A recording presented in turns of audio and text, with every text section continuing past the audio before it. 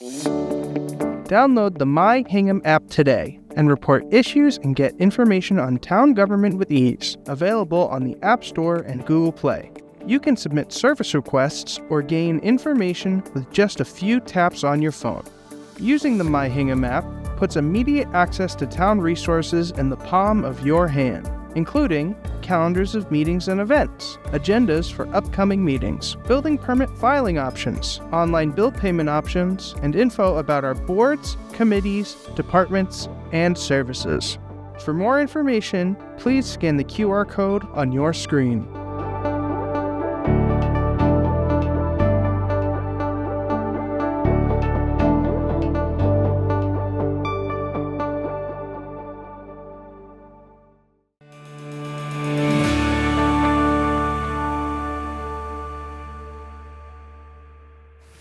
All right, good evening. It is 6 o'clock on January 27, 2026. Recording in of the Hingham progress. Select Board is called to order. Going to note for the record that this meeting is being held in person and or remotely as an alternate means of public access pursuant to Chapter 2 of the Acts of 2025 and all other applicable laws temporarily amending certain provisions of the open meeting law. You are hereby advised that this meeting and all communications during this meeting may be recorded by the town of Hingham in accordance with the open meeting law. If any participant wishes to record this meeting, please notify the chair at the start of the meeting in accordance with Mass General Law, Chapter 30A, Section 20F, so that the chair may inform all other participants of said recording. Is anyone recording tonight's meeting? Seeing none, I know for the record attending this meeting for the Select Board are board members Julie Straley, Liz Klein, and myself, William Ramsey, Chair.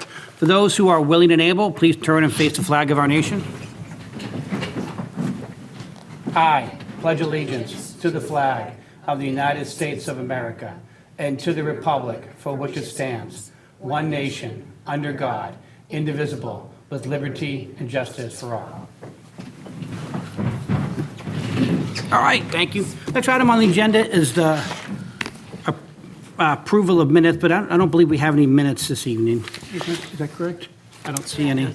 All right, so then we move to the next agenda item, which is to consider the agreement with K5 Corporation to provide town-wide pavement markings. I think we have with us DPW Superintendent Ashley Boyer and David Sequeira, our Procurement Officer. So is Ashley on the Zoom by any chance? She's been a little busy. Yep. Yeah, she's been pretty busy the last couple of days. She awake? So why don't we do this? I think, She awake. David, I'm going to have you present, and if we have any questions that need to be addressed by Ashley, we can kick it over next week. But let's see if you can answer everything for us. So starting with the actual services, it is the pavement marking services. The services would cover all pavement markings that include sidewalks and crosswalks for pedestrian safety.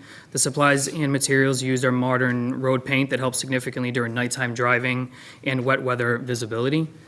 This contract also includes ADA markings of proper painting for accessible parking spaces.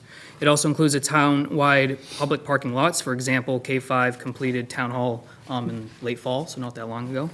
And another upside to the agreement is overall curb appeal, meaning anytime lines may be faded or weathered over time, this will ensure that we keep up with proper maintenance throughout the entire year. And contractually, the attached one-year agreement is with K5 Corporation out of Rockland. K5 Corporation was awarded the extension for 2026, which was the Public Works Service and Materials contract through the MAPC. And this is year 3 of 3, and the rates of this contract reflect the bid from 2024, so they are the existing rates that we've been paying. And the MAPC will be going out to bid sometime probably in FY27 again, so there may be a new contractor in the future. And just a couple of areas to highlight: the payment method, the town will invoice upon each assigned job that is completed by K5. The term of this contract is through December 31st of 2026.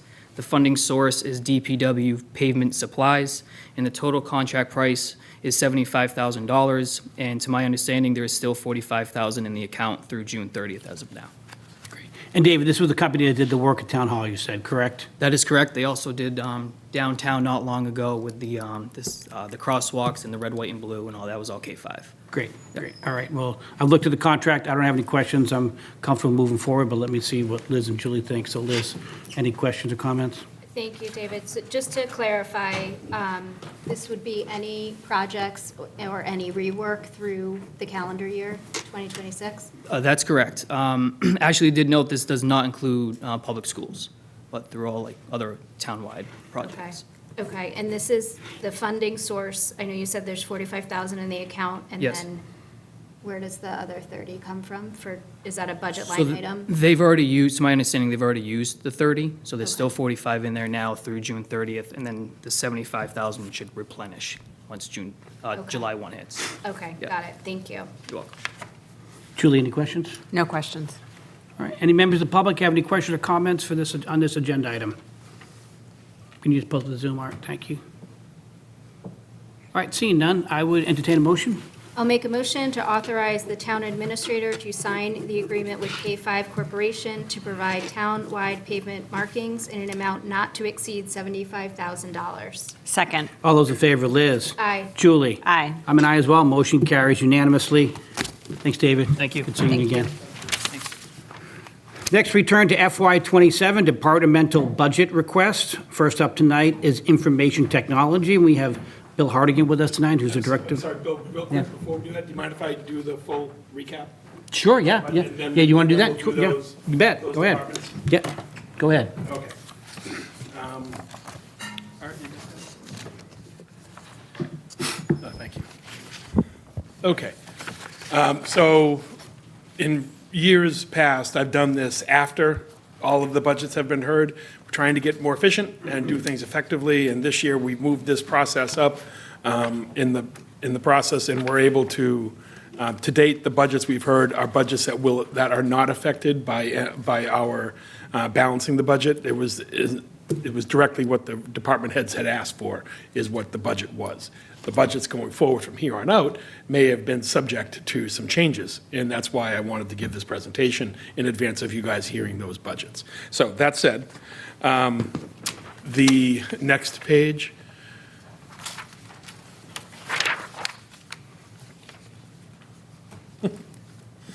All right, so just a quick background. The FY '27 budget parameters were that, we both have revenue and expenditure limitations. We have identified those and outlined them in the FY '24 financial management plan that runs from FY '24 through '28. That's what we refer to as the MOU, and that was signed by the Select Board, the School Committee, and the AdCom back in March of '23. That document outlines, in essence, a 3.5% annual budget cap for the school department and all municipal budgets, just with a note that there are some carve-outs, including self-supporting departments and shared services. All right. So given that, back in '23, because we knew that we were going to have 3.5% growth for each, we were able to identify the annual budget for each of the subsequent years. This is FY '27's budget directly from that MOU, and it's $38,507,520. This year's requests from the department heads came in at $38,447,617, about $60,000 under our cap. So important to note how that happened. The main reason is Article 4. So last year, we had 4, I think, CBAs, collective bargaining agreements, I want to be clear, that were outstanding still, and had been outstanding. They were difficult conversations that had to be had over many months and spanned a couple of fiscal years. As a result, we had to have Article 4 money to pay the retro payments on whatever settlement occurred in those CBAs in Article 4 last year. That number came to $1.7 million last year. Article 4 this year is a mere $346,000. So that freed up $1.4 million approximately in our budgeting process for this year. So that's the biggest place where we were able to realize savings over last year and be able to budget without any significant cuts this year. There were also a series of I want to say close to 10 total relatively impactful retirements. Senior employees that left that were replaced by junior employees. That saves a lot of money over the course of the year. So those were the real benefits there. Okay, so the next slide is the beginning of our budget adjustments. We used to when we needed to, back in '24, we were referring to this as the budget, the cut budget. It's not a cut budget per se this year. These are adjustments. Some departments are having some reductions based on their departmental requests, like the police department. Others are going to get some of the additional requests that they had requested, that they had asked for. Again, our departments are so good. They're disciplined, they come in, ask for what they need, but if there were additional requests that they felt were very important for their department, I did ask them to identify it at the time. I told them it was unlikely they would get it, but they put it in, and turns out that we were able to talk about some of those. So let's start with the reductions that we're going to be able to make over the budget. So I showed you earlier a $59,900 surplus in our budget. To that, we are able to add $34,000 and $39,000, both from the police department. The $34,000 number is the removal of an unfilled clerk position over at the police department, and the second is the planned retirement savings of for a lieutenant that will be retiring here in a couple of weeks. When Chief Jones put his budget together, we didn't have that definitively that was going to happen, and he didn't want to project it in case it didn't. But now the paperwork has been filed, and we want to project. It's early enough in the process that we can adjust our budgeting to account for it. So similarly to the way the DPW and library had a bunch of retirements, we wanted to do the same with the police department. So we're counting that retirement now. And that saves us another $39,000. So overall, we were able to add to our surplus $133,000. So how did we use that money to get to a balanced budget? The assessing department has asked for an increase in the data quality inspector hours from 24 to 28. That was for $6,500. She does a lot of great work down in assessing, and that is the basis for all of our tax collections. So we want to make sure that they're fully staffed and properly staffed down there. Okay, the accounting department. This is contemplating a new 24-hour or 20-hour hire for payroll, the payroll position. Right now, we have one 35-hour-a-week employee doing payroll. We have had necessarily to train staff from other departments to come up and be able to backfill some of the time overage that payroll on a weekly basis takes. There are some efficiencies we need to work into, including moving from a weekly payroll. We need to do that on biweekly. That's an obvious thing, but it takes some negotiations and some planning. Regardless, we have a need for more payroll assistance. I can't keep using, our admin or, the benefits coordinator. They have other jobs to do than to come up here and help with payroll. So, plus the assistant accountant had been helping with payroll altogether too much. So we need to correct that time deficit. The town has grown over the years, and we need to staff accordingly. So I'm recommending a 20-hour per week payroll specialist. I'm also recommending that in the accounting department for the payroll positions that we speak with the personnel board and consider regrading those payroll positions from a grade 4 to a grade 5. There's a very specific process that goes along with that. It's about evaluating the marketplace for what those positions are paid elsewhere. And that is a whole process that the personnel board usually leads. And what I'm suggesting here is that we fund the grade change should it be warranted after the personnel board does its work. So that hasn't happened yet, and I just don't want it to happen and then have to wait another year before we can fund it. I'd like to attract, when we're hiring this 20-hour employee, I'd like to be able to attract a higher quality employee. Okay. Article 4 adjustment. This is just a minor $493 adjustment based on some of the machinations that we're making within these changes to Article 4. The police department overtime, I had spoken with the chief about setting his overtime budget at $875,000. That was knowingly low. That was purposely low.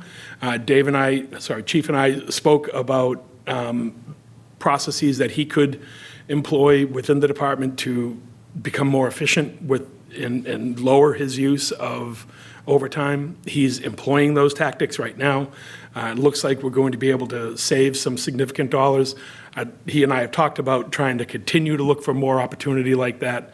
I'm hopeful that if we're up in the 9-10 range, I'm not sure 875 was going to get there, but again, it's projection. We don't know how much overtime is going to be needed, et cetera. So I'm hoping the 9-10 range will be able to be close to sufficient. If not, and we need reserve fund transfers, that's why the reserve fund is there, to fund those types of transfers if necessary. So Dave is actively working on finding ways to use regular straight time for programs rather than overtime. Like I say, he's been doing it. His run rate has changed significantly over the last month, and if you project that out, I'm confident that these numbers will come in close. So I would recommend that we add $39,000 from his 875 number that's in his budget to that budget, bringing it up in the 9-10 range. Information technology, Bill Hardigan has asked for, I think at our request, the ability to fund email licenses for elected officials in town. So he's asked for $10,000 to facilitate that. So I'm recommending that that go forward. That was something that we had talked about, I think, as a board, and we wanted that to happen. So that's a recommendation there. And then, Bill used the magic word cybersecurity. So I'm recommending $25,000 to fulfill whatever he says he needs for cybersecurity. We can ask him to detail it, but I'm not sure I'll be able to follow it. But I trust Bill completely. We've, knock on wood, we've not been successfully attacked by anyone because of his leadership. So if that's what he says he needs, I trust that. The Harbor Master is asking to fund some training workshops to the tune of $7,700. This is a 75-25 match program, I believe. The grant will fund 75% of the training, and the town has a 25% match. This is a portion of that match. In addition to that, if you don't go down below the gray bar there, you'll see zeros. That's because there's actually no effect to the budget on these items, but doesn't mean that we're not able to do them. We're going to, Ken, our harbor master, has also asked us to increase the assistant harbor master up to the full, to fully fund the position up to the full 40-hour week that it is set at. And to pay, we're proposing to do that, but to pay for it out of the waterways fund. So that doesn't affect the tax rate. The Center for Active Living has once again referred or requested a nutrition coordinator. My recommendation is to fund that. Should the town ever pursue an override again, I think that would be a time to add that position. 3 or 4 years ago, we did add a program coordinator through her staff, so she is upstaffed from what she was. And the nutrition coordinator is an important position, but I think that it's more appropriately added when an override is in the offing in order to fund it. And Historic Preservation has asked, through Heidi Gall, has asked us to perform some maintenance work on the Canterbury Cemetery. I've spoken with, I think I told you all this last week, but I have spoken with Ashley Breuer over at DPW, and they are able to absorb that work. And we'll keep that, keep the cemetery respectfully cleaned up. So those are how, with all that, we end up at a balanced budget. And, Katie did a ton of work on this. I think I'm so happy and thankful for all of her work. And the department heads have been very respectful along the way. So as always, you guys should be super proud, and I know you are, of your department heads. They do amazing work, and they're respectful of our realities. So that's my recommendation. Well, great. I know that you put a lot of time into this presentation, particularly over the weekend, so thank you both for your efforts. I know it's getting tough. I mean, every year you have to be a little more creative of how you get to 3.5%, but you did a great job as always. I do have one quick question for you. So the police lieutenant position, there are 2 lieutenant openings, correct? Oh, there will be 2, right? There's one now, there likely will be another one. Oh, so we're just not going to fill the second one? Well, we haven't got the paperwork for it yet. He hasn't actually put into it. So we're anticipating 2. We're anticipating a second And it's one. anticipated we'll fill 1, not the second one. That's right. It'll happen in FY27. Okay, all right. Yeah, makes sense. Okay, all right. I have a cybersecurity question, but I'll wait till your presentation, all right? So I'll turn to Julie, see if she has a question for Tom. No, I mean, we'll get to it when we're going through the budgets.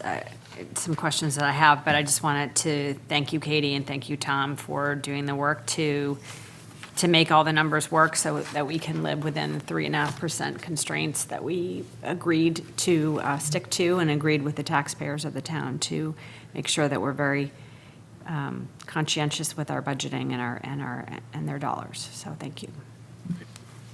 Liz? Yes, I know we'll get into the details of each budget, but thank you for putting this together. Thank you, Tom, thank you, Katie, and the team. I know all the department heads and chiefs had a lot to do with it as well.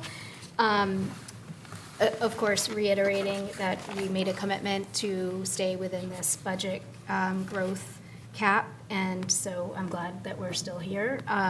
And just to confirm for people that Article 4 is part of that 3.5% as well. It is within, that's exactly right. So just if people are kind of looking at, it was a very big number last year and a smaller number this year, but that is still within the 3.5%. That's right. Great, thank you. All right, we turn to the budget request now, so we'll turn it over to you, Bill. Go ahead. Good evening, and thanks, Tom. Appreciate getting the money. Learn something new when you come You to didn't know the... that was coming, huh? Like the surprise. Yeah, that's a happy surprise. He didn't say he was taking it from me, so that's good. Yeah, so we've got, obviously, the budget book. We can kind of go through this, but, you know, as we all know, our department supports the entire town, all town operations, minus school and HMLP, all the technology needs. Obviously, we've just opened a brand-new public safety facility, and I think the chief is fairly happy with the technology going on in there. Cybersecurity, obviously, that's a big one. We deal with the defenses of a perimeter and internal. All the users, all the phone system, Munis, so on and so forth. So, you know, we need to pay for it somehow. So that's where we get into the money. Next slide, Art. Obviously, small departments, just myself, Kate, Joe Lindsay. Next, Art. So some of the key initiatives, you know, we've completed the phone system migration this year. Public safety facility, we've done routine replacement. In keeping in line with best cyber hygiene practices, we changed the IP addresses of every device in every building around town so we can segment networks and improve security so things can't travel, what they refer to as east-west across the network, north-south, in and out. So we can do that, and we're working to finalize replacing the town network file server. For 27, big one that I'm looking at is the firewall. Our firewall is coming end of life in July, so I've got quotes coming in. We're going to be working on that. We'll get that done by June within our existing capital budget for FY26. And then our routine replacement. Didn't want to take on too much because the firewall is a big one. We're hoping to move forward in some of our cyber resiliency efforts with the replacement of the firewall and potentially buy 2 units, one located here, one at public safety. They'll be connected and redundant, so if this one goes offline, that one stays online and the town can stay online. So we're trying to build that out all within budget, and I had some really good conversations with our current firewall provider last week and some good conversations with competitors the week before that. So we've got a few options waiting for final quotes, and we'll work on that, work with Davis and Clara to get that squared away. But we'll be replacing that this year. Next slide. So this is, I think, standard literature in the summary about not including Article 4, so we'll just move right on to the chart. You know, I know overall the town is staying within budget, you know, 3.5%, and we can see we're 4.4%. You know, there are some things that we can't control. We've got, you know, our vendors, a lot of our contracted services go up 5-6% a year. Munis is one, and, you know, $120,000 last year, and add 5%. That's a big nut year over year. So we try to keep under the 3.5%, but much like, you know, some of the collective bargaining, sometimes they are, sometimes they aren't. We do our best. So next slide, Art. Yeah, let's go right to the table, the important stuff. So, left my glasses at home because had to go clean the car off, and okay, Now, the arms are still long enough for me to read. So, you know, longevity's going up 14%. Kate has been at 20 years, so that adds another $100 to the longevity, and because of the dollar value, the percentage is really high. You know, $100 over 7, you know, that brings that back up. Our total personnel service is up 4.3%. It's kind of in line with how things work. Part of our salary is funded through the school department as well, so they do share in some of the burden with that, which is helpful to the town side budget as well. The big stuff is the expenses. Like I said, the computer equipment, you know, we did have to, where we do repair and maintenance, R&M, computer equipment, we did exceed budget. Last year, we had a significant repair. Some tall vehicle ripped the fiber off of Gar Hall, and we had to replace that. That was about $6,000. There's routine maintenance to our fiber network. I've been talking to the company that installed it, Comtract, they do maintenance services as well. And we're looking about a $5,000 routine maintenance. You know, there's slack joints and things, zip ties break and so on, and they got to go around, so about $5,000 we have on maintenance there. So it's one of those things, it's a couple years old, we want to keep up the maintenance on it, so looking to bump that up just a little bit so we can keep that maintenance on the fiber network and fix anything else that breaks as well. So that's why that one bumped up a bit. Phone, we're keeping level. Computer supplies, we're bumping up a little bit. Within that, we buy toner fusers for all the printers around the environment, and it's been creeping up. The expense of it is creeping up. You look at some of them, you know, $300-400 for toner. So, you know, if we can stop printing, that would be great. We could save money in toner, probably save money in paper. Whoever pays for paper, I don't, but you know, looking for a modest increase there to keep up with that. Our equipment lease, we're projecting that flat, and we're actually probably going to come in favorable. We did renegotiate a lease and got new equipment at lower rate than what the previous devices were. So that was just, came in not too long ago. So we've got the new devices in, and they're actually lower, so we'll be favorable on that budget, which is good to see. GIS consultant is a new position. We had tried for a couple of years to have a GIS employee, and now we've got consulting services, so we've got money in there for consulting services for a contractor that has been procured, and they're doing work now, and I assume they'll continue to go forward in FY27 as well, so we've forecasted money in there. The rate for this year is 24.5 on the contract.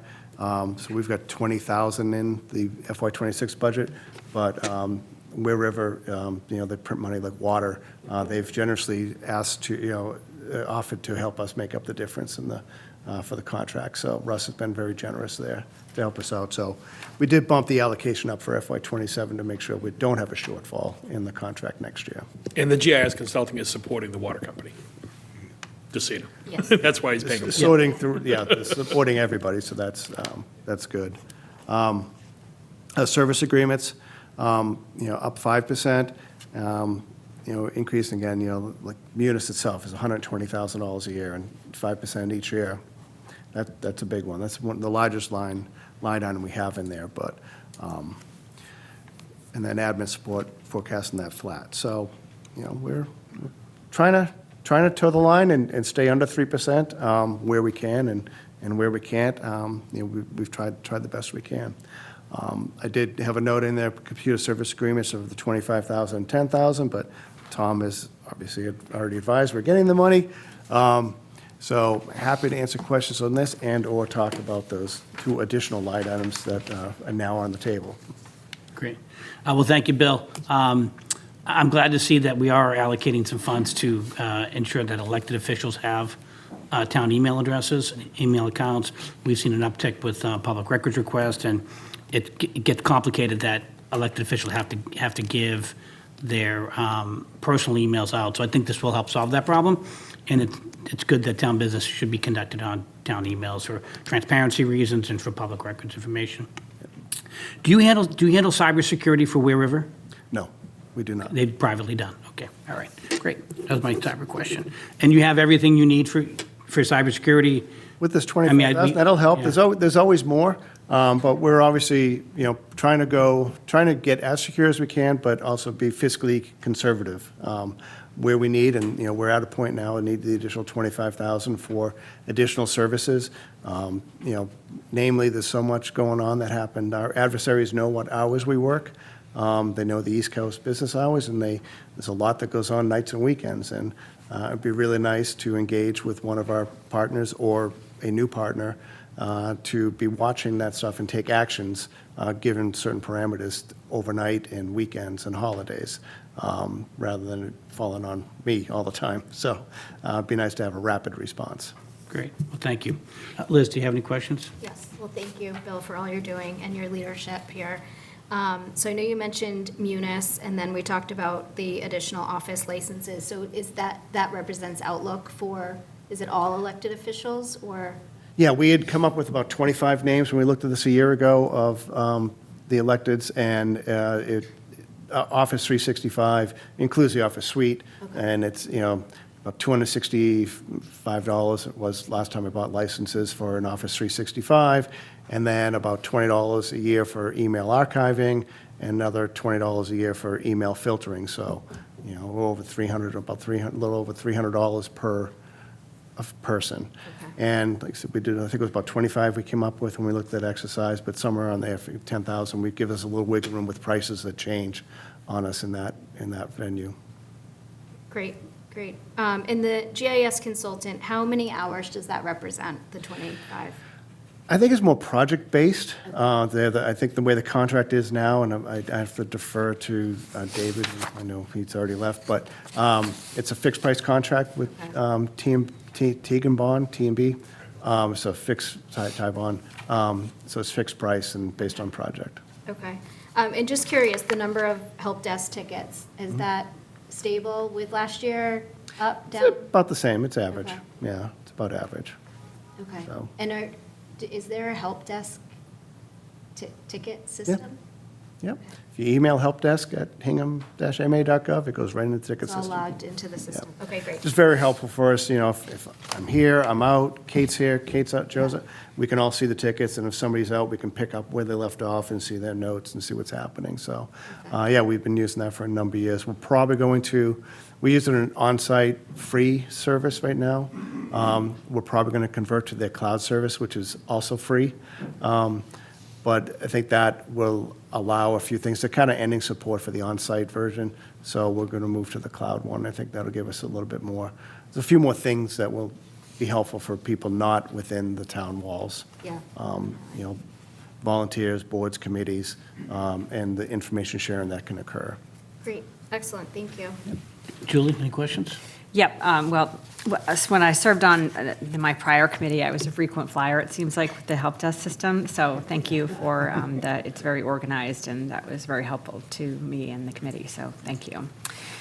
Just a couple of questions back to cybersecurity. Are you saying that the rapid response, that you would need extra funding for the off hours? That's something that you would be looking to, that you feel that there's a need for that? Correct. Some of our defenses, they also have that 24/7 monitoring service. And whether we stay with one of our current partners or switch, always evaluating the strengths and weaknesses of the different providers and talk to various options. And either if we replaced one of our current providers and the additional 25, we'd have that, or we can bolt that onto the existing. But it's about the same, regardless of which way we go, about $25,000 for an annual agreement like that. So it'd be $25,000 on top of what we're already. On top of what we're already On paying. top of, okay, all right. And then the firewall the new firewall, is that part of the capital outlay schedule for IT? I see that there's a sort of a lump sum for annual technology Correct, upgrades. yep. So the number reflected for FY '27. Yeah, that capital, that firewall. I use about 6% for big-ticket items like firewalls or the server storage or things of that, and 40% for routine laptops, desktops, monitors, the smaller stuff. So it's about 60/40 split in that annual ask for big-ticket items and the routine, smaller stuff. So you expect it to continue to be a 60/40 split for FY '27? From what I can see for the next couple of years with what we've got aging out and due for replacement, yes. Okay. within the 5-year horizon. Okay, great. And then I noticed for longevity that Kate Richardson just celebrated 20 years with the town. And I mean, did you have a party? Because I would love to have gone to a party to celebrate Kate. And she's fantastic and really helpful, especially pushing out our communications or helping us do that with the communications. So, Valuable asset to the team and the town. absolutely. And then finally, I just have a quick question about, back to the GIS consulting, the Weir River system, what percentage do you think would be that Weir River kicks in for the consulting costs? This year, there only is about 44,050. I think it was, this is what they're kicking in now. They've got a few other initiatives going on that are getting some GIS work, so I don't think the TMB contract isn't giving them a lot this year. Next year, I'm not sure what the needs are and what other departments may or may not need. I really, honestly, I'm paying for the contract, but I didn't negotiate it, so I may defer to Tom and David or somebody who may be more familiar with how they came up with that agreement. Okay. All right, thank you, Bill. Great. Any members of the public have any questions or comments about this agenda item? Can you go to the Zoom real quick? All right, seeing none. Bill, thanks very much for your time tonight. Thank you. Have a good evening. We next turn to the fire department. We have Fire Chief Steve Murphy with us tonight, so Chief, come on up.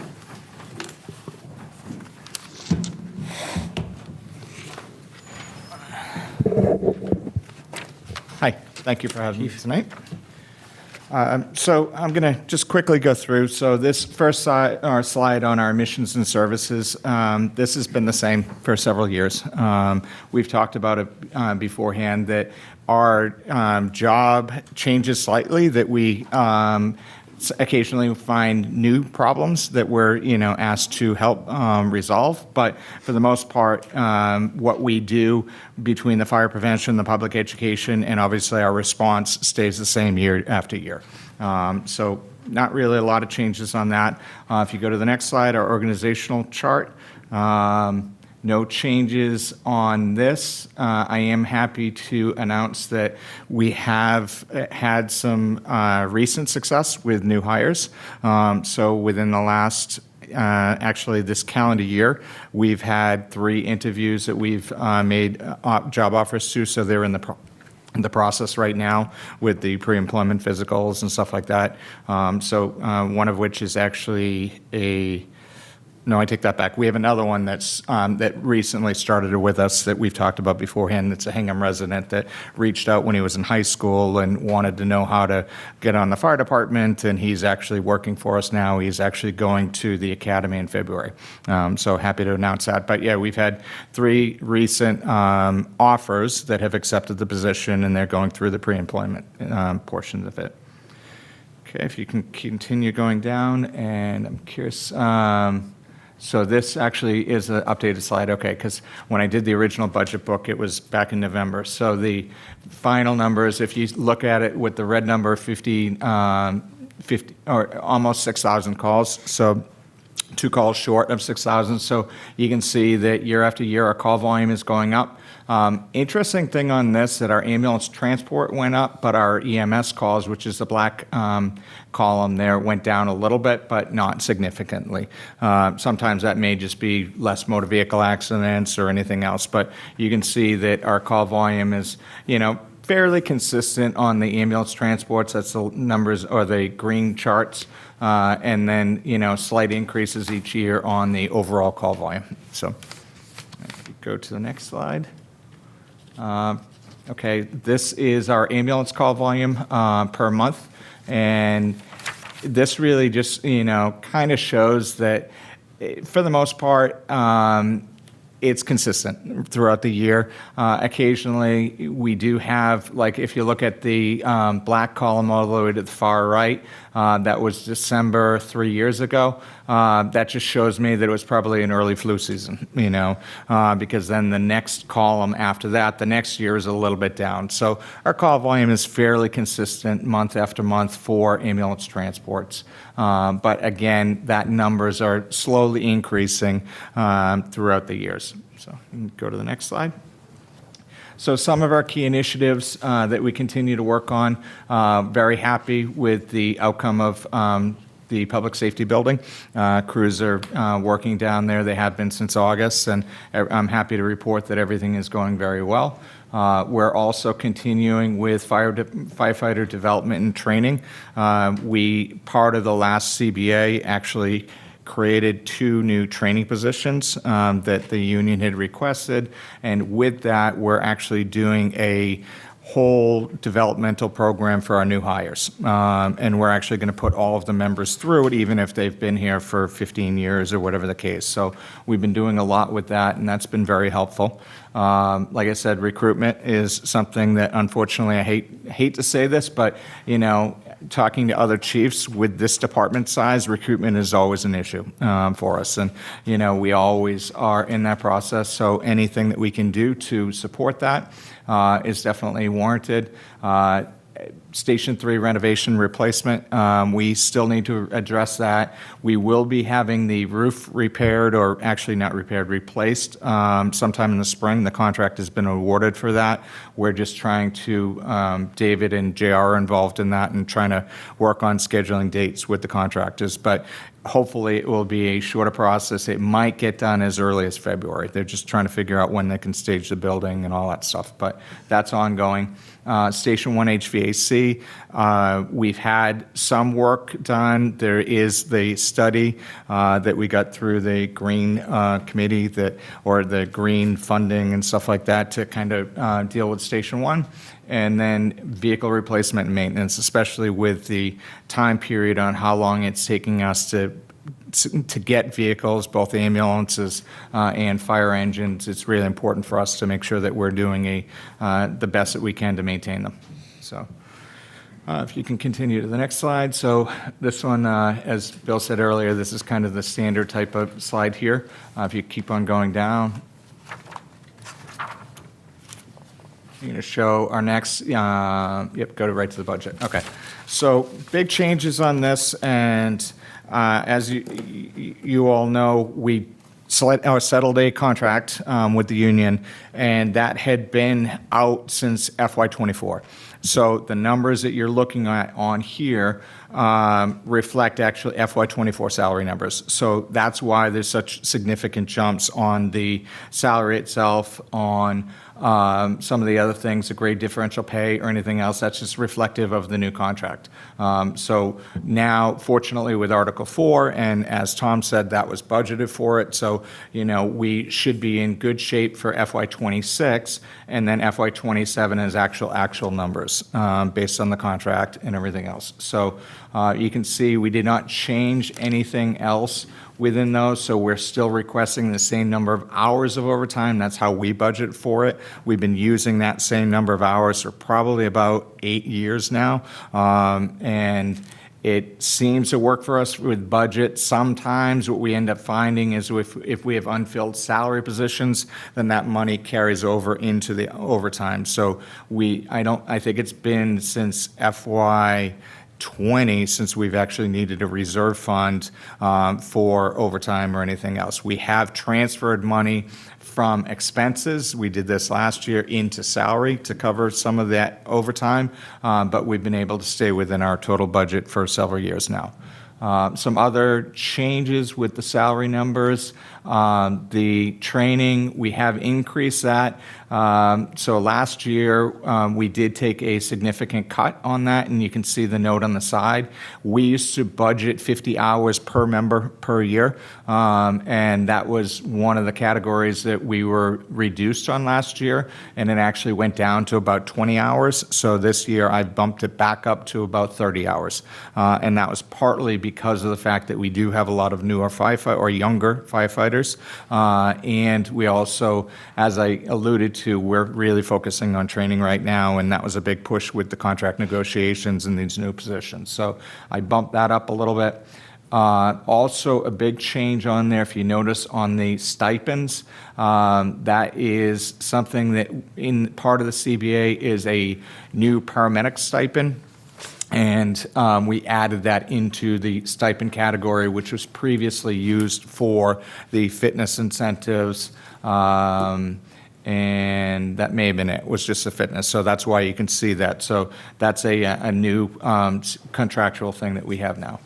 If you continue down to the expenses, a lot of our expenses we left flat this year. And one thing I did put a note just off to the side.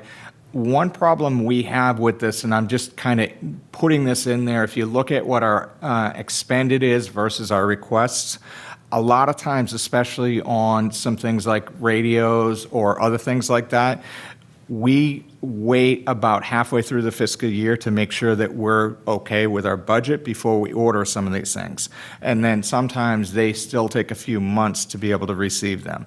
So if these budget numbers do not include our encumbrances. And so that's why I'm just mentioning this, that, you know, we usually do spend that. So, for example, in that particular account on radios, we had almost $5,000 in encumbrances that, you know, because of delays in getting the equipment or anything else. So I just want to make sure that it doesn't look like we're never spending the allocated amount or anything else. So continue down.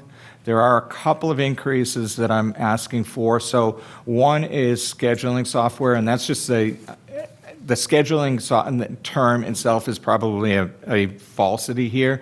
It's really more just software. And several years ago when Steve Becker was here, a lot of the software for our department used to be covered under IT. And then Bill and I have had conversations about that, and we tend to pay a little bit more attention to when we're, you know, adding services to part of that software or anything else. So Bill kind of agreed that it made sense to kind of put it back into our department, and we can pay attention to it. We know what we need to add. So, for example, some of that software is for EMS recertification training. So all of our paramedics can go online and do their refresher training or anything else where we used to have to do that in person. Other software on there is for paramedics to help do drug calculations and stuff like that. And we kind of figure it's easier for us to, you know, manage how we're doing that than having IT do it. Other changes on it, we did bump up vehicle tires just because of, you know, expenses and increases in, you know, all of our vehicle expenses. The biggest one here, though, is ambulance supplies. And I think I've talked to a few of you about this, that our relationship with South Shore Hospital has changed, and we used to get a lot of things from the hospital for free, and now they're notifying us or already charging us for things. So within the last couple of years, they charge us for medications, which they never used to do. They're now going to be charging us for linen, which they've never done, so we're actually contracting and purchasing disposable linen on our own.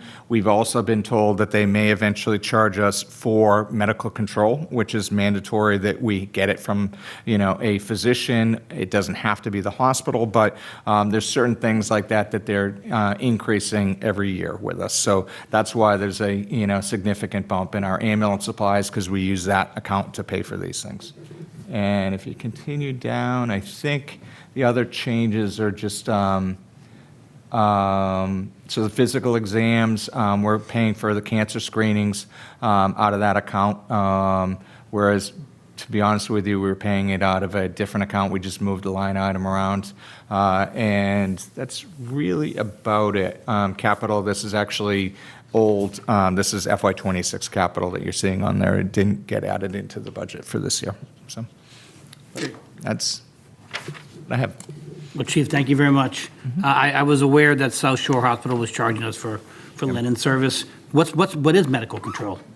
So because we run a paramedic level ambulance service, then we have to have a relationship with a physician, specifically an emergency room physician, and they oversee our training for our paramedics. They also are or they approve what we can and can't do. So whenever the state under Office of Emergency Medical Services comes out and says, okay, paramedics can do this, the medical control physician has to agree that we've done the mandatory training and that they're going to authorize that to do it. So as a paramedic, we work under a physician's license. And we typically have gotten that historically from South Shore Hospital. We could outsource it and get it with someone else, but it's probably going to cost more than going through South Shore. Medical control also is a option for the paramedics, and if they have a patient that they're not sure how to treat, then they can consult with that physician or a physician from South Shore Hospital emergency room as they're transporting to the hospital and stuff. So it's required. Like I said, it's just frustrating that they're talking about charging us, but that's not unheard of.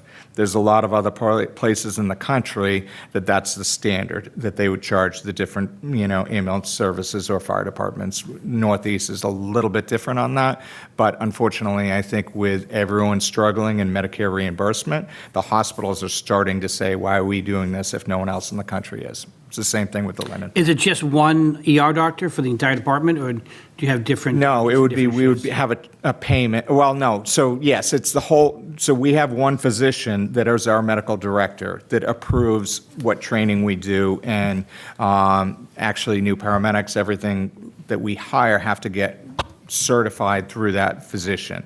But they have the ability to contact South Shore Hospital on any patient, and then they get whoever's working there. They're not calling that one doctor at home. Great. Well, great news about the new personnel. Yep. That's great. I mean, it's been years where we didn't bring anybody Yes. in new, so it's great to see that. And hopefully that will continue new personnel will continue to increase, which will dig into overtime costs or Correct. help to limit overtime costs. So thank you. All right, Liz, do you have any questions? Thank you, Chief, for all you're doing and the presentation. Related to Bill's comment, is there more that you think we should be doing from a recruitment perspective? I do have some ideas about that, especially with the civil service process potentially changing, because right now our recruitment is, really limited to what civil service can do.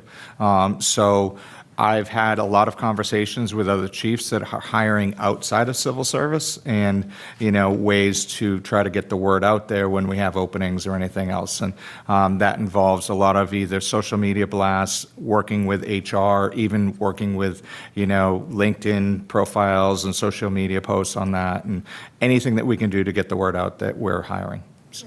Great. And related to South Shore Hospital, is the same sort of cost structure happening with the Boston-based hospitals? A little bit. So a lot of, South Shore was the first one in Massachusetts that started, and right now they're not actually charging us for linen.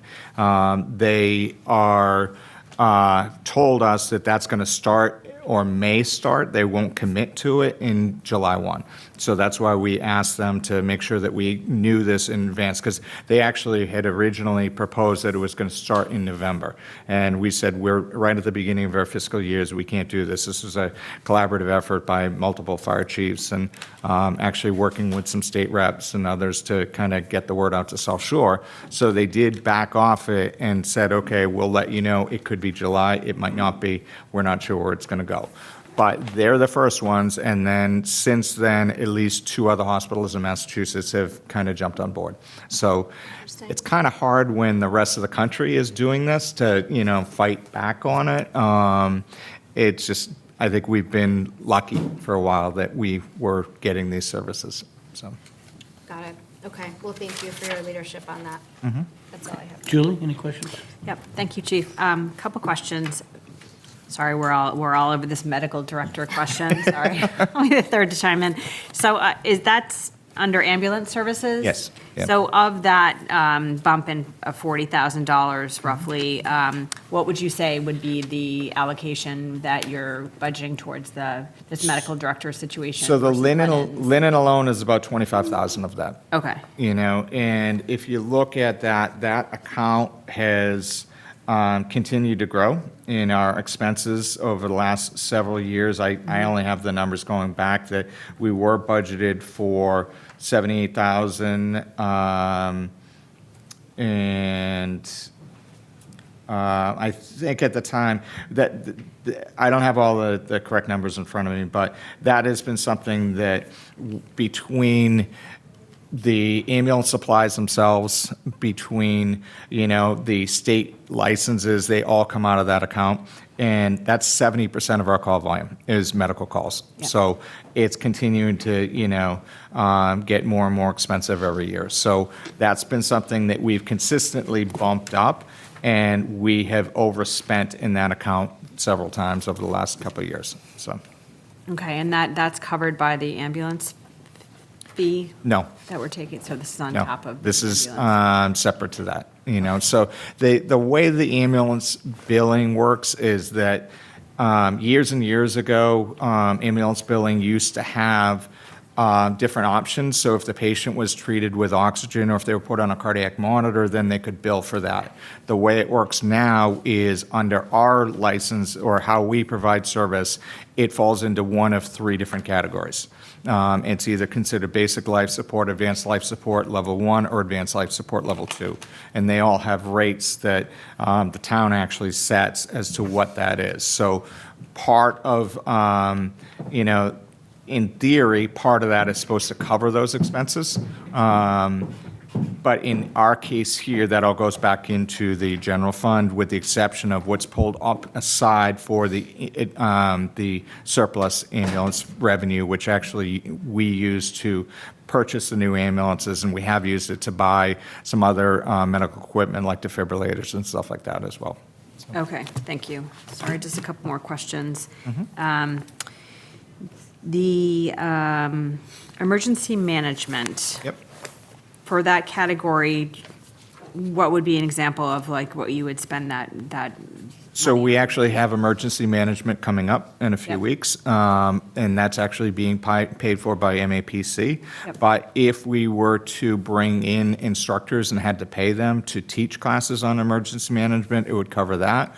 Or when we've had other expenses, so for example, if this storm was a longer duration and we may needed to have provided food for the staff or anything else, then we have that as an option for it.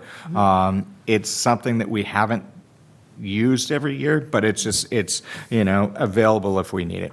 Sure, okay. And then we're going to discuss at a later point the article about leaving civil service, the potential for leaving civil service.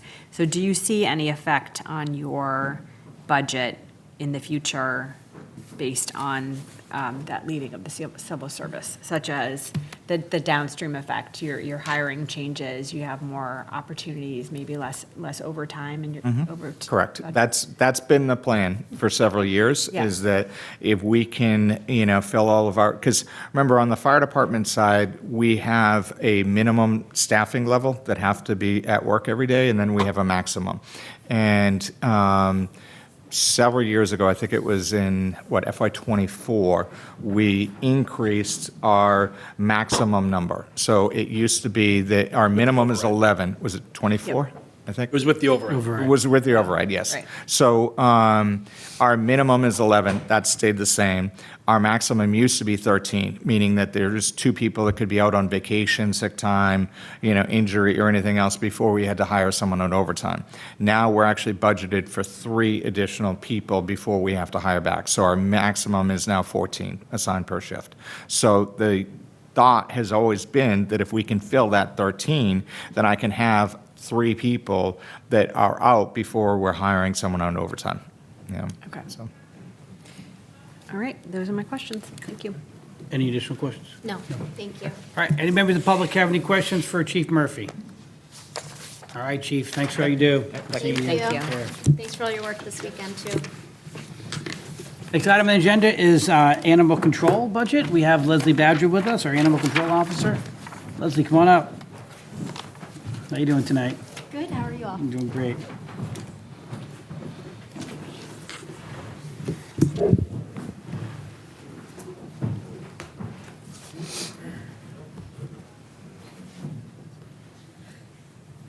Whenever you're ready. All right, great. So I am the animal control officer and the animal inspector. Those are my two prime roles. And the services have been the same through the 18 years that I've been here, where I'm primarily in charge of basically any and all animal-related issues that come in, from missing dogs to wildlife calls, sick or injured wildlife, to helping to do enforcement with Bear Cove Park and the off-leash program, and then along with other animal-involved cases that could involve hoarding, abuse, neglect, things like that as well, too. As the animal inspector, I'm in charge of the dog, helping with the dog licensing program or enforcing that, along with barn inspections and kennel inspections, and also assisting Board of Health with disease control when it involves animals. So we can move on to the next slide. That has been the same as years past, where I fall under the police department, and my direct supervisor is the deputy chief, O'Shea. These are some of the animals that I have rescued this year. I had quite a few rescue calls, but these were a few of them. The hawk was caught in an old soccer fence, so I was able to go out and cut it free and get it to the Wildlife Center for rehab, and then a few days later I was able to release it back out to the wild. The kitten was up inside of a car at Derby Street Shops, and we were able to get it out, myself and a person that works with rescue for cats, assisted with a couple officers. We were able to get it out, and it went off to rescue. So we can move to the next slide. So these are my benchmarks. So calls for service over this last year, 493, 5 citations, 19 quarantines, 18 loose dogs. Barn inspections, there were 16 of them, and kennel inspections, we had 7. That's a mix. Kennel inspections are a mix between personal and business. Also, over this last year, the state has implemented a new Ollie's law for each town to follow, for making sure that kennels have more stricter restrictions to make sure that dogs that are being taken care of by a business are safe. So we've been implementing those, and we are so far in compliance. There's going to be some more things coming out in 2026. So once I learn about those, we'll be implementing them as well, too. Next slide. My key initiatives, as always, to continue with the licensing program, monitoring Bear Cove Park, also dealing with wildlife, educating the public about and our residents about wildlife, as well as working with the various departments on different, whether it's trainings or it's handling the different requirements from Ollie's Law to the barn inspections. Sometimes there's calls that involve elderly residents and their pets, same with veterans. So those are all different things that I work with and continue to do, along with working with New England Wildlife, the environmental officers, veterinarians, fellow ACOs, as I do a lot of mutual aid for all the other towns, and they help out when I'm not available and out of service or out of work. Whether vacation or out sick. So I do offer a lot of mutual aid to various towns when they need the help. Sometimes it's they're out, or they have a big case and they need extra set of hands. So these are a couple more animals I dealt with this last year. That's a baby swan. Cute. And then we kind of go back a little bit to my budgets. I think up a slide or two. Yeah, so that is my budget. Everything for me, my budget is pretty modest and pretty status quo. I try really hard to be aware of what my budget is, what my expenses are, and making sure I stay within that, those parameters of what I can and cannot spend. I think for me and my department solely, the biggest expense that usually happens every so many years is a vehicle. I try to maintain that as best I can and make sure it's always running properly. And then every so often, I try to maintain my equipment, but I'm coming up to a year where I will be replacing some rabies poles, nets, gloves, things like that. But overall, I try my best to make sure I maintain all my equipment that I have as well, too. So everything is pretty status quo for me and my budget. As you can see, pretty straightforward. I don't know if there's any specific questions you want to go over or parts of the budget. I try to also be very aware of my overtime and make sure that I don't overuse that.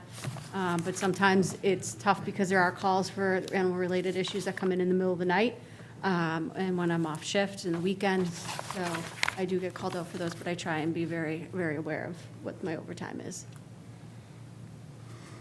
Well, Leslie, great job as always. Thank you. You're definitely, without a doubt, one of our most popular employees in the town of Hingham. And I think it's because you're just always so responsive to people when they need help. And I appreciate you doing that. Absolutely. Thank you. Julie, any questions? Well, I would just like to thank you as well for doing a fantastic job. I'm a animal lover, but also a dog mom, and I live pretty near a park where it seems like dogs get loose. And you're very responsive, especially on social media. I think it's very helpful. People post on Hingham Hub. There's a dog on the loose, and your willingness to jump in and help educate people and also educate people in general about animal issues. I think there was an issue a couple weeks ago about a seal that was out on the ice. People were worried about it. Hopefully they didn't try to go out on the ice to get help the Yes, seal. which I was very lucky. The harbor master was willing, and his assistant were willing to step up and help me with the drone. Yeah, So we were able to deploy that, and that gave us a lot of answers to see that it was okay. It was a young one, and that it was okay, and it was just resting, because sometimes that's what they do. They will come up and they'll rest on the ice and stay for quite a few days, and once they are ready, they will leave. So after we did the drone deployment, a few minutes later, as we were packing up and leaving, it went off into the water. So Is that okay? that's just how it happens. Well, general information about all kinds of different animals Yes. is just really appreciated, so thank Thank you. you. I have a quick question. I always like to follow up. I remember the Bear Cove dog issue from Yes. years ago. So how are things going in your assessment of? So Bear Cove is going well. We definitely, like anywhere, I try to be there as much as I can, but I'm all over the place when calls come in.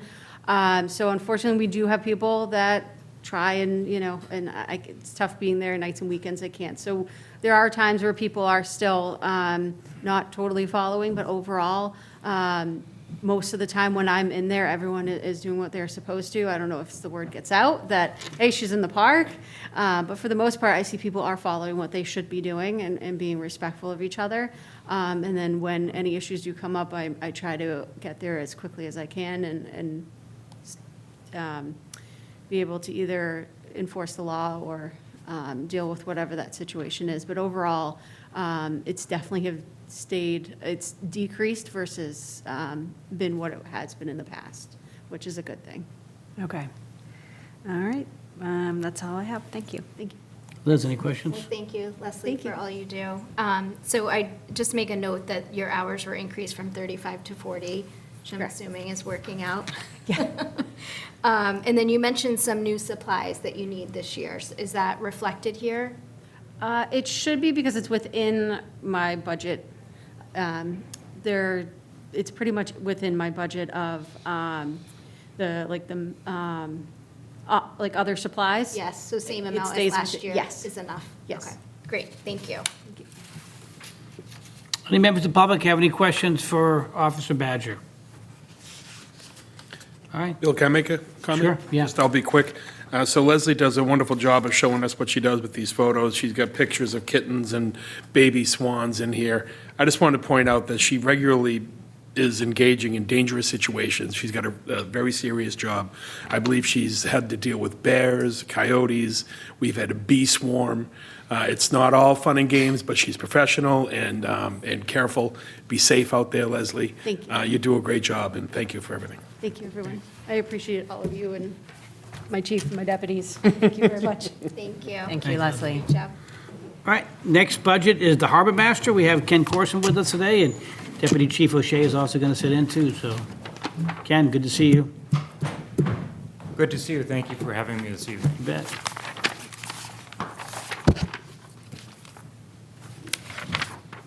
So as most everyone knows, the Harbor Master Division is part of the Police Department. We oversee the waterways. We perform search and rescues, port security missions, coastal security, law enforcement. We oversee maritime safety. Vessel stationing is where we issue all mooring permits for all the boats and docks within the town. We also deal with living marine animals, the resources, like you heard about the seal the other day. We also regularly monitor the shellfish beds, which is another one of my duties as the shellfish constable. And we do a lot of harbor management and maintenance. Management would be dredging every 10 years, and then other things that occur periodically throughout that, whether it be mooring plans or issues at the town dock and town floats, stuff like that.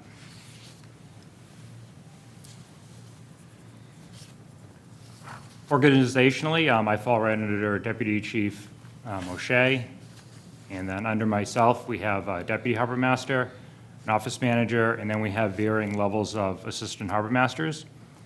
Most recently, in the last couple of years, we started funding overtime for patrol officers to be able to get out into the boat and help with enforcement and patrols. That's worked very well. I believe we have about 6 to 8 that are coming over from Patrol Division to help us. And then you'll see some other positions there that are police officers from outside the town that then work here during the summer, but they're not part of the department here, the police department from Patrol Division. And then you'll see we have 2 other areas of seasonal assistance.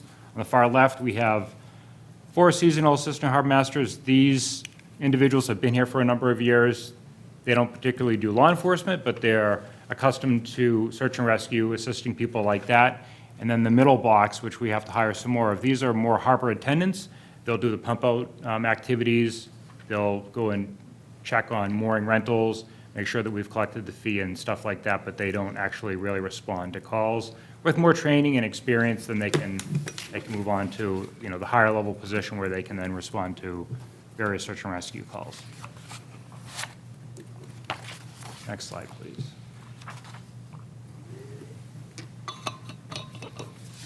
This is a diagram or a chart of our waterways. Down there at the area A, that is the inner harbor looking out towards the islands. And I like to put this up every year just to give people a sense of how large Hingham waterways are.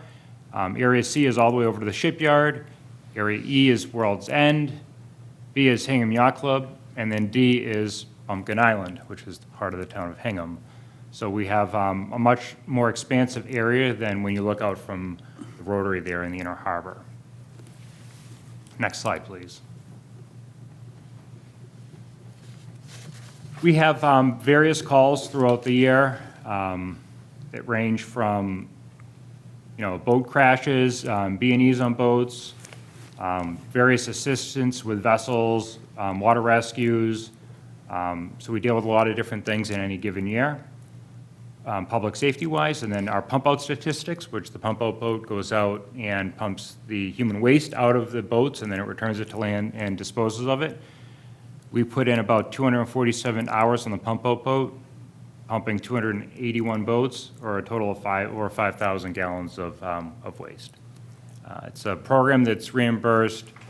It's a 3/4 reimbursement, but we have a very active program, so it only funds about half of our program, but it's really good investment in funding to make sure that we keep our waterways as clean as we can. We get a lot of boats that come in from out of town, and we want to make sure that they have the ability to get pumped out so it doesn't get dumped into our waterways.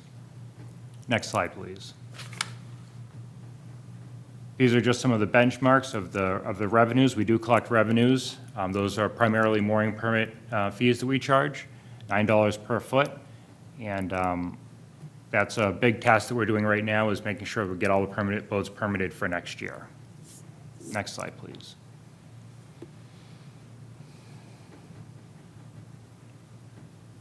So you'll see here on, I have a lot of pictures of boats. One year, people thought we were recreation, and as much as that sounds enjoyable, we're not recreation, so I like people to see that we don't have fishing boats and we're not water skiing. That we do actually have, we have patrol boats that are routinely out and underway in the town providing services. Some of the projects that we have going on right now is the MBTA commuter dock upgrade that we've been assisting with.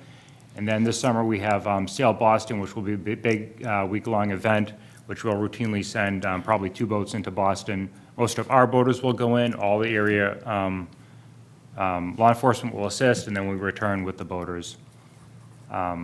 Upcoming in the next year, I have a couple courses that we'd like to put on, and those are part of a port security grant that we were recently awarded.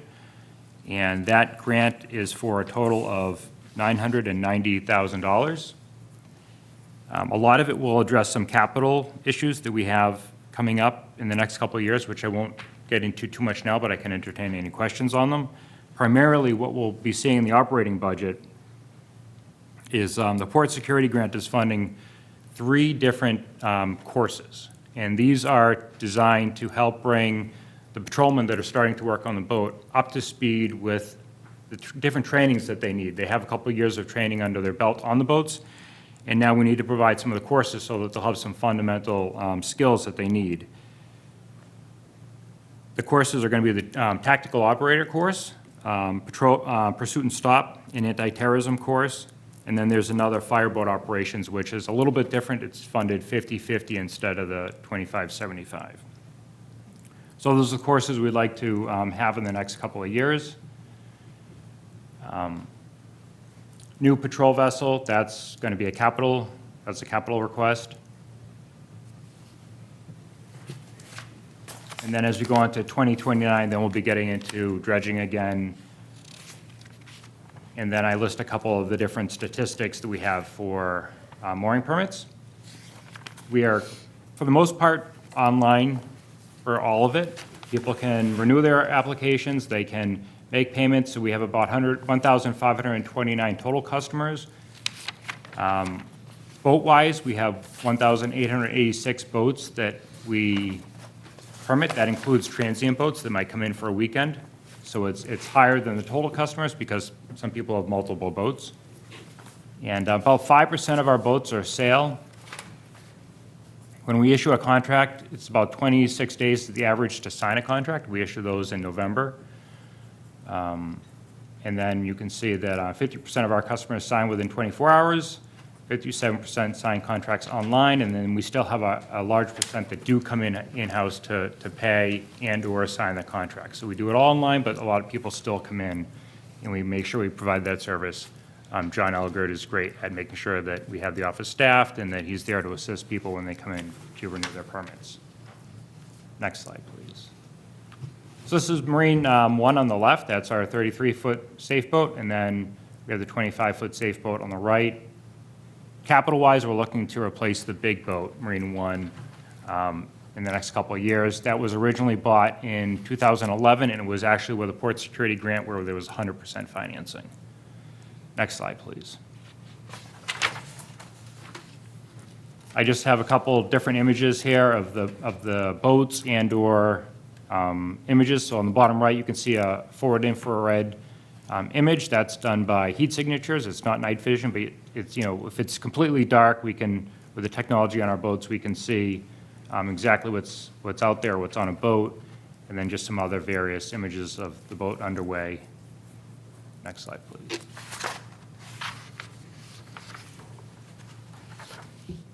We can probably go right down to, if that works for you.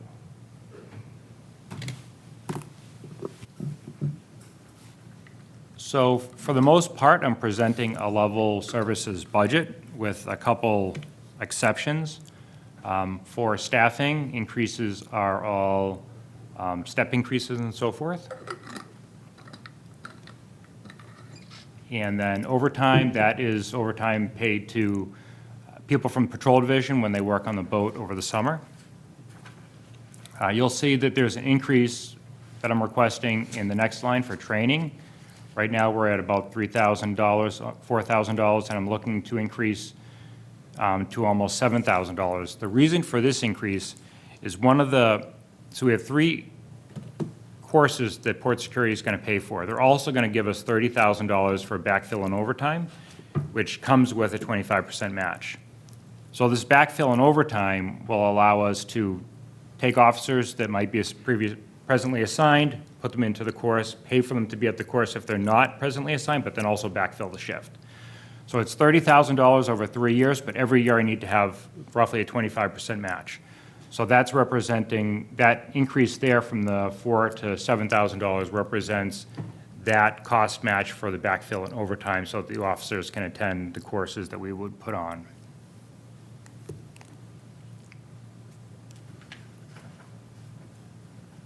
And then everything is pretty much level funded, and then until we get to R&M grounds, or level service, I should say. R&M grounds, we have a slight increase. The cost of the slip is going up, so you'll see an increase there. And then the next increase is workshops and in-service programs. And that has a large increase. That increase is designed to cover the costs of some of the trainings the 25% or 50% match of the trainings that we receive funding for. So we'll see a large increase this year, but then over the next 2 years, it'll decrease significantly down to about $7,000. But this year we have a larger increase request. And I think everything else is level service funded.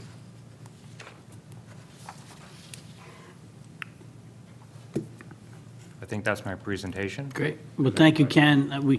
We are a coastal community with a very vibrant waterfront, and lucky to have you in charge of it and keeping everybody safe, so thank you for that. I'm going to see if Liz has any questions. Yes, thank you, Ken, and the team for all you do. Can you talk a little bit about the dredging plan for 29, and are we on track for that? Yeah, so we're on track for that. We have engineering fundings budgeted and allocated, so we've started some work, but it's still a little premature. We really gear up at 3 years before, so we're at that 3-year mark where we'll do an initial survey, see what amount of accumulation we've had, and we'll start pricing out what it looks like it'll cost, start renewing our permits, which expire every 10 years, so we'll get those renewed before they expire, and then as we get closer, we'll really be able to pinpoint what the cost will be for the next dredging cycle. It's hard really to see what the cost will be until we get really close, just because sometimes there's a lot of projects and sometimes there's not. So if there's a lot of projects, then the numbers can come down. If there's not a lot of projects, then the numbers can be higher. So there's a bunch of different factors that come into play, but we'll figure that out as we get closer, but we are on track. Okay, great. And the mooring plan, you didn't mention that, so I'm assuming you're happy with the way things are working currently? The mooring plans are working fine. We are presently evaluating World's End a little bit differently right now. We have a lot of boats that are starting to anchor in an area where they traditionally haven't, and it's causing some congestion. So we've done we're about to do some soundings to figure out what the water depths are there, and if there are any obstructions. Look at that, figure out what kind of population of boats can be there, and potentially maybe even put some moorings in there to help more boats be in a smaller area by giving them specific locations. So we're evaluating that, and if we have some recommendations, then they'll become before the board. Okay, excellent. And can you just explain some of the lines, like department head and overtime, say paid for municipal waterways improvement and maintenance fund?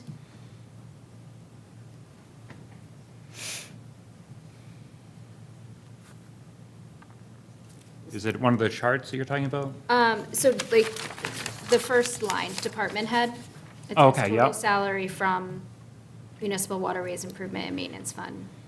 Okay, so I believe what that's referring to is some of the salaries are taken from the Waterways Fund, So the Waterways Fund is a town that is a budget that, or an appropriation that the town can draw from, and we put so much money into that every year, primarily mooring fees, and then that can be expended for certain things, and Tom Mayo and his team will select various items, and they'll fund some of that from it to keep us under that 3.5% if there's increases. Okay.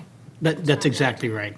Yeah, Yeah. so in order to try to keep it at 3.5%, there was some money that was removed from Waterways Fund to help pay for certain salaries. And I think Ken's salary fell under that scenario. Okay, so Yeah, what's, so the budget's 207,778. yeah, so what's represented for here is the FY27. balance that's not taken from the Waterways Fund. What happens to the balance of it? No, I don't think so. I think it's just reflecting what the amount is. The total?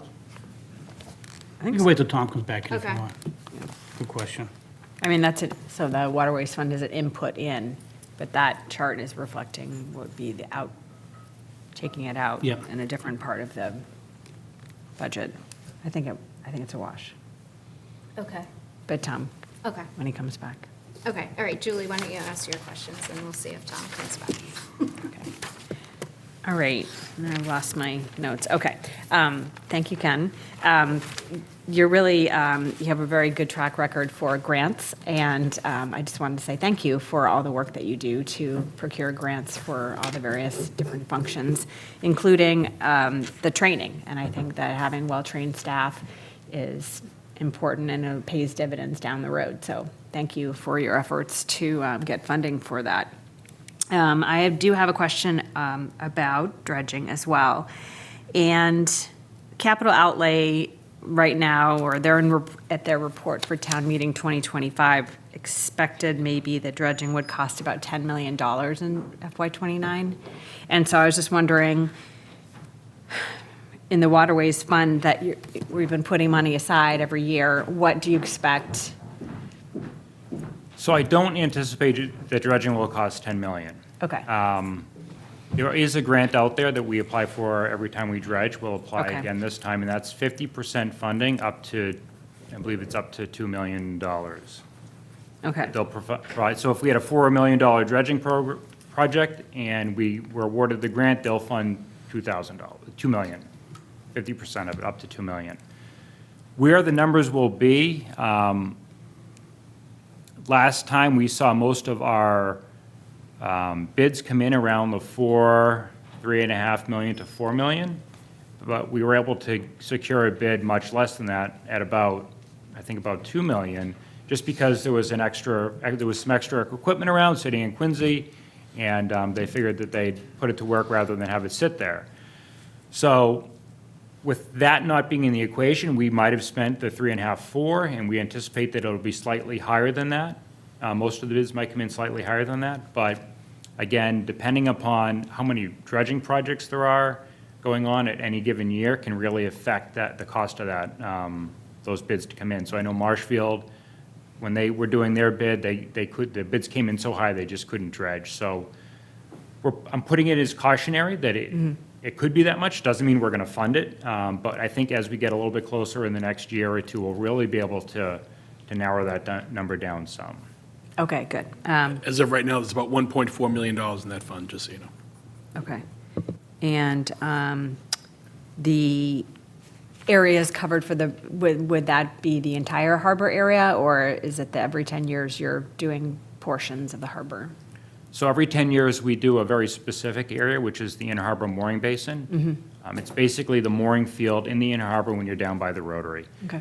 Sometimes we will do some surveys elsewhere to determine if we need to change a mooring plan, but it's not so much for dredging. It's just to determine what the depths are and if we need to change something. Sometimes we will look at a section of a channel, see if we need to recommend to the Army Corps, to change the location of the channel, because sometimes those move.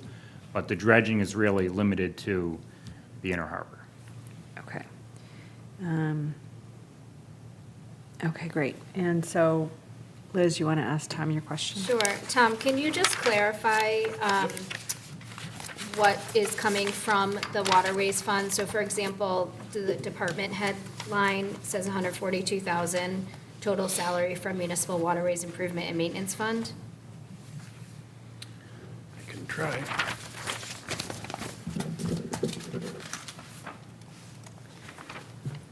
So like in the forecast, we have the input of revenue on the revenue side, the 207, 778.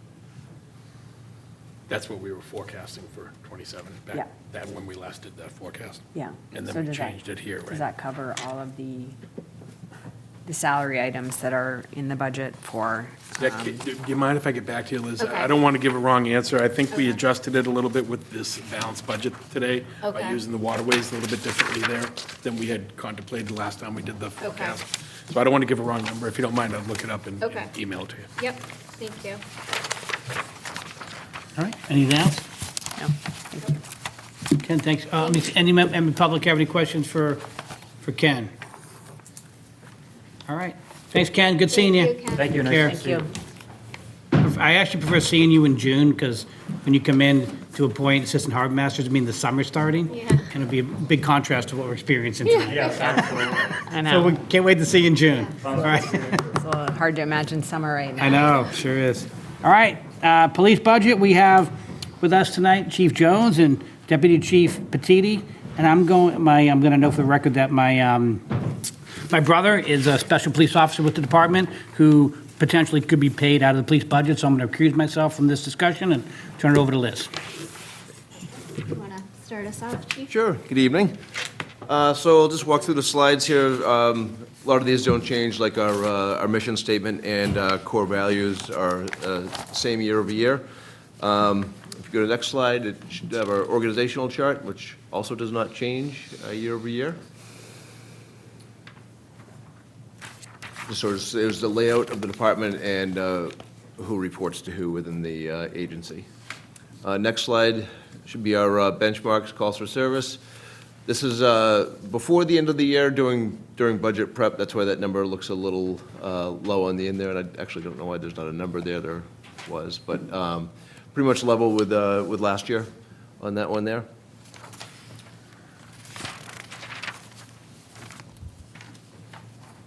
So some of our statistics for the year, court stats, there's 97 arrests, 137 complaint applications, and a little over 1,400 incident reports. That's, pretty much in line with what we see year over year.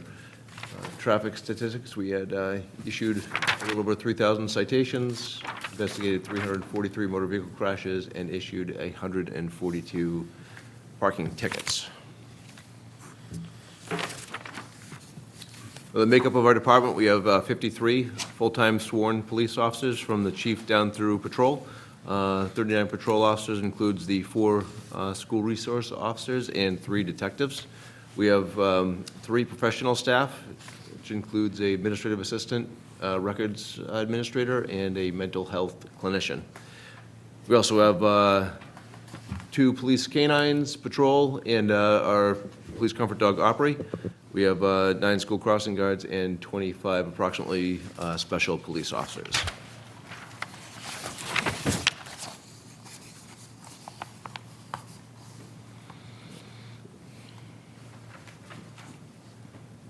So our key initiatives also remain consistent year over year.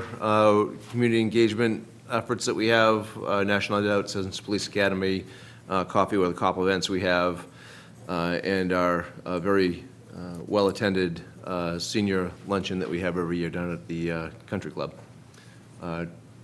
Focus on training of our staff, first and foremost, and, huge boost with the new public safety facility. We're able to host a lot of trainings in-house there.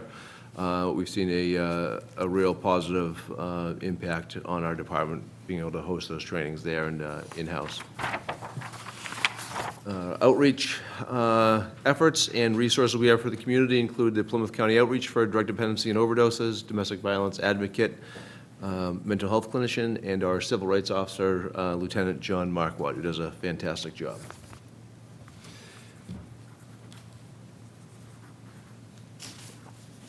So recruitment and retention, the new facility and our increased outreach efforts has made our department very attractive to new candidates, which is great. Hopefully, similar with fire, in April, we have the article to remove ourselves from civil service. I am very confident that we'll be able to attract a much wider array of talent and new potential officers and lateral transfers. So looking forward to that in April, hopefully. Yeah, you can skip, yeah. Okay, so this should get into our budget, the totals for PD personnel, and it's similar to fire, the 26 numbers don't include the Article 4 money for the new collective bargaining agreements that were settled. So that 12.4 number that or will be seeing a little further down, overall increase is actually a much smaller number. It's more in line with 3.5%. All the increases in personnel are due to either step raises or collective bargaining agreements. And the request for 27 is, for personnel is 7.925 approximately million. Expense budget. Expenses this year are $497,000. Some modest increases. The biggest one is similar to IT as our computer service agreements, and that's for things such as records management, reporting, and things like that for our staff.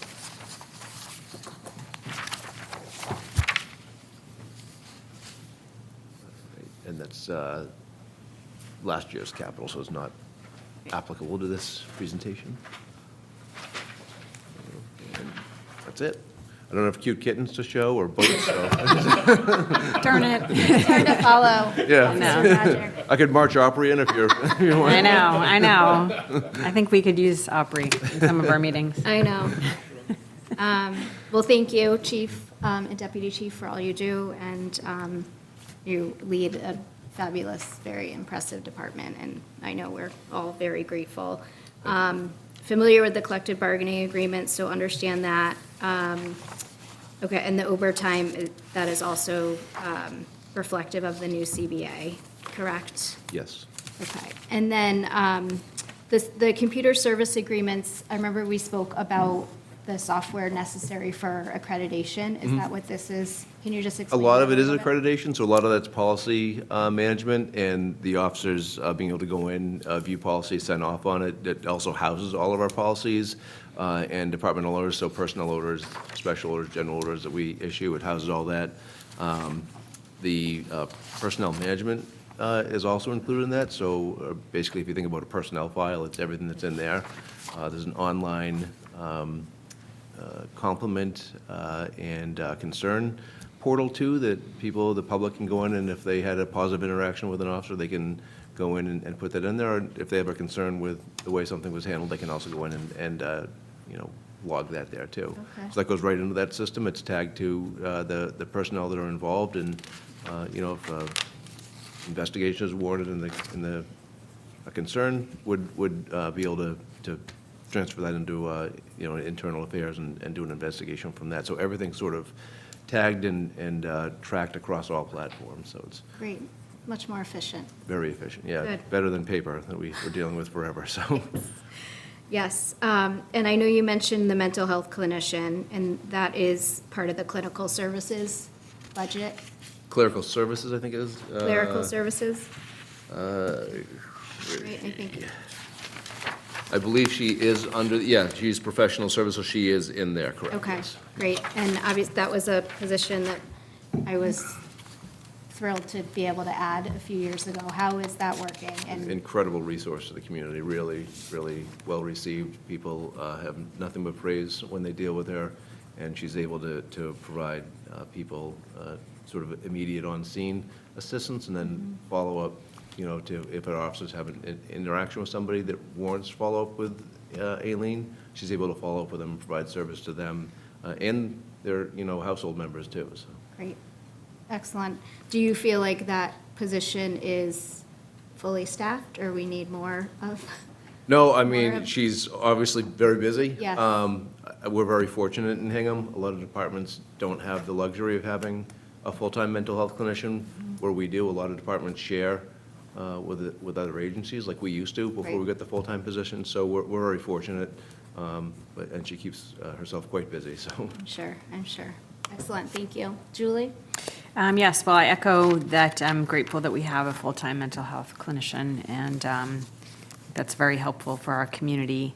Thank you for your community engagement, especially having the Citizens Police Academy, which is a great program. And I'm glad that you're in the new facility that meets your department's needs. Hopefully, everything is going smoothly after Amazing. moving in. Amazing, yeah, very, very appreciative. And I'd like to add thank you for your communication about the parking spaces that you have available for doing internet purchase exchanges, just a safe place that's monitored. So thank you for the outreach to the community about that. I think it was well received. You're welcome. Yeah, it So, gets used all the time. I frequently see cars out there with people doing exchanges, so. Great.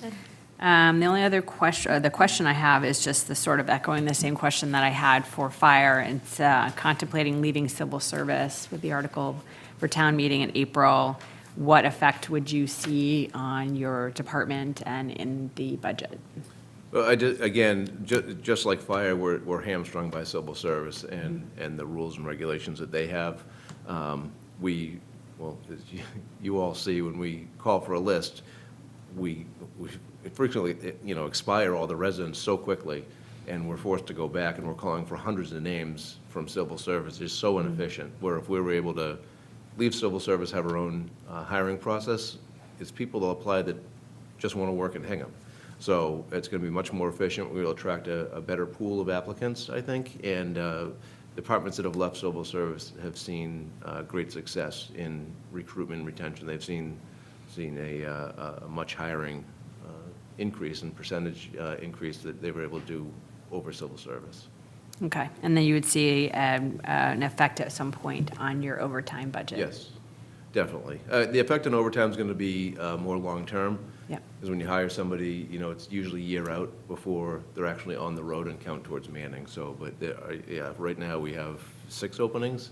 So, trying to manage minimum staffing levels like the fire department when we're already down 6 and we have some people out on long-term injury too, another 3. So that's 9 people we're down right now. So it's challenging. Okay, well, thank you, Chief. Thank you, Deputy Chiefs, for all that you do. So, Thank you. no other questions. Any questions from members of the public? Seeing none? Okay, well, thank you. Great, thank you all very much. Thank you. Chief, continue. All right, next budget up is the public safety utilities budget. And Tom, you gonna take this one? I am, yes. All right, great. Last man standing. Okay, so the public safety utilities budget is it's a pretty basic tool we use to fund a number of utility expenses across the town. We fund a 15-hour custodial support for the new public safety facility out of this budget, as well as their utility costs, so water, electric, et cetera, for that public safety facility are funded out of this budget. And then in addition to that, though, we also fund water to keep in all of the hydrants across town, 900-plus hydrants, and then we also fund the 2,300 streetlights, the power for the 2,300 streetlights out of this budget. So if you scroll down, Art, to the budget, you'll note that there is frankly, a standard 3% increase for any utility costs. With the 4.3% increase, that's a step and a COLA for our part-time custodian. And that's the total of the budget. If you want me to get into more detail, I'm happy to do that, but. Tom, thank you. Julie, any questions? So the 3% increase on the electric utilities, so that's already budgeted and planned for by HMLP. They've already said that this is what their rate increase That's right. is, so that's reflected. And then obviously the 3% for the For water. proposed water Yes. rate increase as well. Okay. All right, that's all I have. Thank you. Liz? So does that mean that all the utilities have been taken out of police and fire? Yes. And they're packed into this one line. Under the PSF utilities line within this budget, the $103,000. But is that just at the new building? Mm-hmm. Okay, so there's still some utilities in the fire budget? for the other Oh, of course, station. yeah, I'm sorry. For the, I misunderstood what you were asking. Yes, there's still utilities for that, for those buildings, yes. In the, Okay, and those will be adjusted for the new rates? yes, Okay. Okay, thank you. you're welcome. Any members of the public have any questions about this agenda item? All right, Tom, thanks very much. All right, moving on to assessing, we have Aaron Delaney with us, our town assessor. Aaron, good to see you.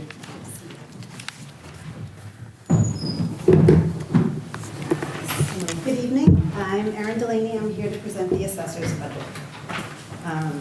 Our core mission is to provide efficient and courteous service to the public while ensuring accurate and equitable property assessments in compliance with state law. Everything we do, real estate, personal property, excise, exemptions, and abatements, support the town's financial stability. We also maintain all property tax data and mapping records. We also carry out the policies set by the Board of Assessors. The next slide shows that the assessing department consists of 3 full-time and 2 part-time employees. Each position has a distinct role, but all staff are cross-trained to ensure continuity and coverage. I work full-time alongside with Jackie Berard, the assistant assessor, and Sorrel Donlin, the assessing technician. We're also supported by 2 part-time employees, Carrie Coughlin, who's the data quality inspector, and Ellen Ryan. I think she's not listed on this because she was just recently hired to replace a longtime part-time employee that we had that retired. And the transition's been very smooth and has allowed us to maintain continuity of service. So here we show, we assess 8,828 real property accounts totaling over $11 billion, representing a 42% increase over the past 5 years. We also assess approximately 400 personal property accounts. I think it might go to the next slide, with a total value of over $142 million. And we administer excise tax for about 25,000 motor vehicles and 1,470 boats. In fiscal '25, we processed 287 exemption applications and 49 abatement applications. It's worth noting on this that the fiscal '25 exemption total includes... Sorry, Aaron, I'm sorry to interrupt you. Your mic is not on. Oh, I'm sorry. Okay. thanks for saying that. So it is worth noting, if we go back to the slide that we were just on, that the fiscal '25 exemption total, right there, includes the senior means exemptions, which were not included in the prior year's total. So you see the big jump here. That's because we started including the senior means. So our key initiatives, this is our 6-year offering the senior means tested exemption, which is tied directly to the state circuit breaker credit, with exemption amounts of $2,730 in fiscal '25 and $2,820 this coming year in fiscal '26. This is the only exemption that may be combined with other statutory exemptions, meaning that eligible homeowners could see tax relief which could exceed $5,000. We continue to use near map aerial technology to support DOR compliance and improve inspection oversight. And we completed just over 1,000 cyclical inspections this year last year, in accordance with DOR standards. So when we get to the budget, the only budget change is within personnel services. So as I mentioned before, a longtime employee has retired, and the replacement is starting with a step 1, so that's why you see the decrease in clerical services. And the next page shows that we're also requesting an increase in hours for the part-time data quality inspector from 24 to 28 hours a week. The scope of this position is expanded, and the additional hours will allow the employee to manage the increased workload accurately and on time. And that is all I have. Excellent.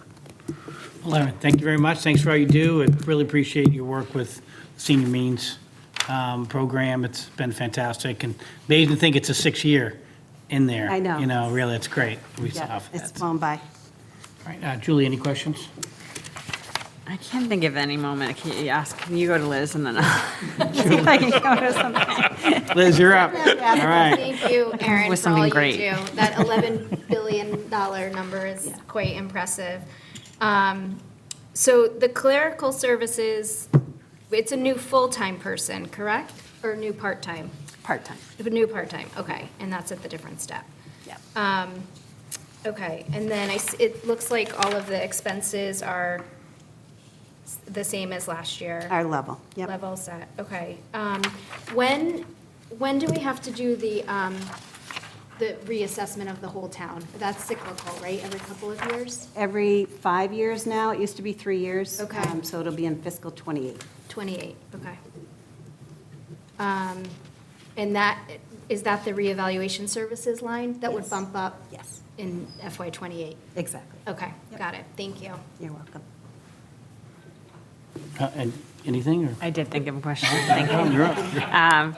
Well, so every 5 years, there's a whole town assessment, but you're assessing each year different areas of Yes, the town. we assess the whole town really every year. The reval is when the state comes in and does intensive audit. So they look at everything that we're doing, and we get certification basically from the state every 5 years. Okay. And when you are just doing the normal annual assessing and you're going to a specific neighborhood, then when would you come back to that neighborhood? How often are you doing the assessment for? So each property has to be inspected every 10 years. Okay. There's about 6,300 single-family homes in town. So we have an ongoing list of cyclical inspections that we have to get to each year. Okay, and that's dictated by the DOR? It's not like the town is deciding? That is dictated, where we go is dictated by us, but seeing a property every 10 years is the DOR standards. Okay, great. That's all I have. Thank you. Any members of the public have any questions for Aaron? All right, Aaron, thanks very much. Good seeing you. Have a great night. Thanks for coming in. Next item on the agenda is the accounting department. Tom, you going to take this one?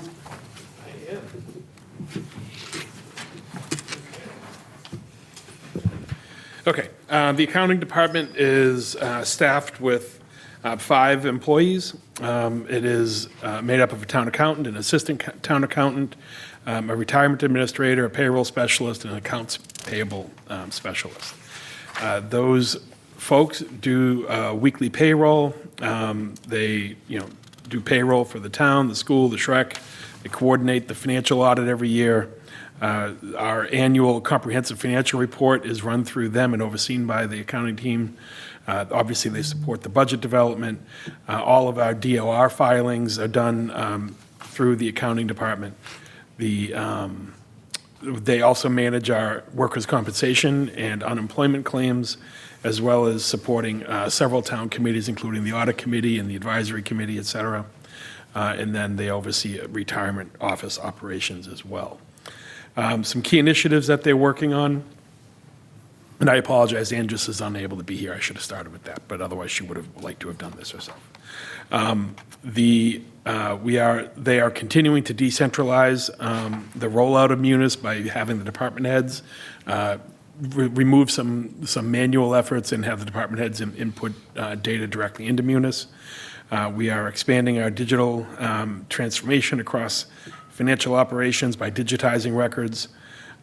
We are cross-training staff. I talked a little bit about that earlier in my overall presentation. We have some standardizing efforts going on with regards to policies and procedures in the accounting department. And then, of course, per retention schedules, we are purging obsolete files as much as we can to keep things more efficient. Some benchmarks. The accounting department, processes and reports all of our W-2s and 1099s. Through the DOR, they do the tax recap, the free cash certification, Schedule A quarterly taxes and new employees. We also have our quarterly wage reports for unemployment. And then for the Act for Purpose, we've received a GFOA certificate for Achievement of Excellence for 29 consecutive years, which is a pride point for sure. And then, of course, PERAC, we have our annual financial statement with them, all of our retirements and new employees, transfers and withdrawals. If you want to just maybe jump right down to the budget, it's probably the easiest way down to the budget sheet. The accounting department is a relatively small staff.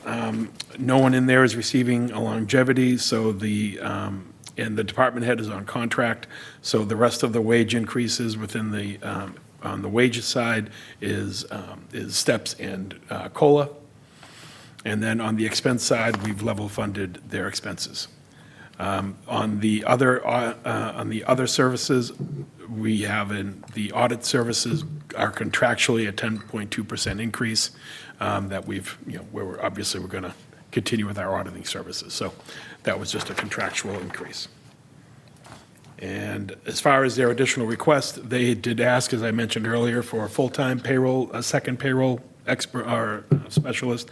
I'm recommending funding a part-time one, mainly because I think that's going to be sufficient once we continue to implement these efficiencies we're seeing elsewhere.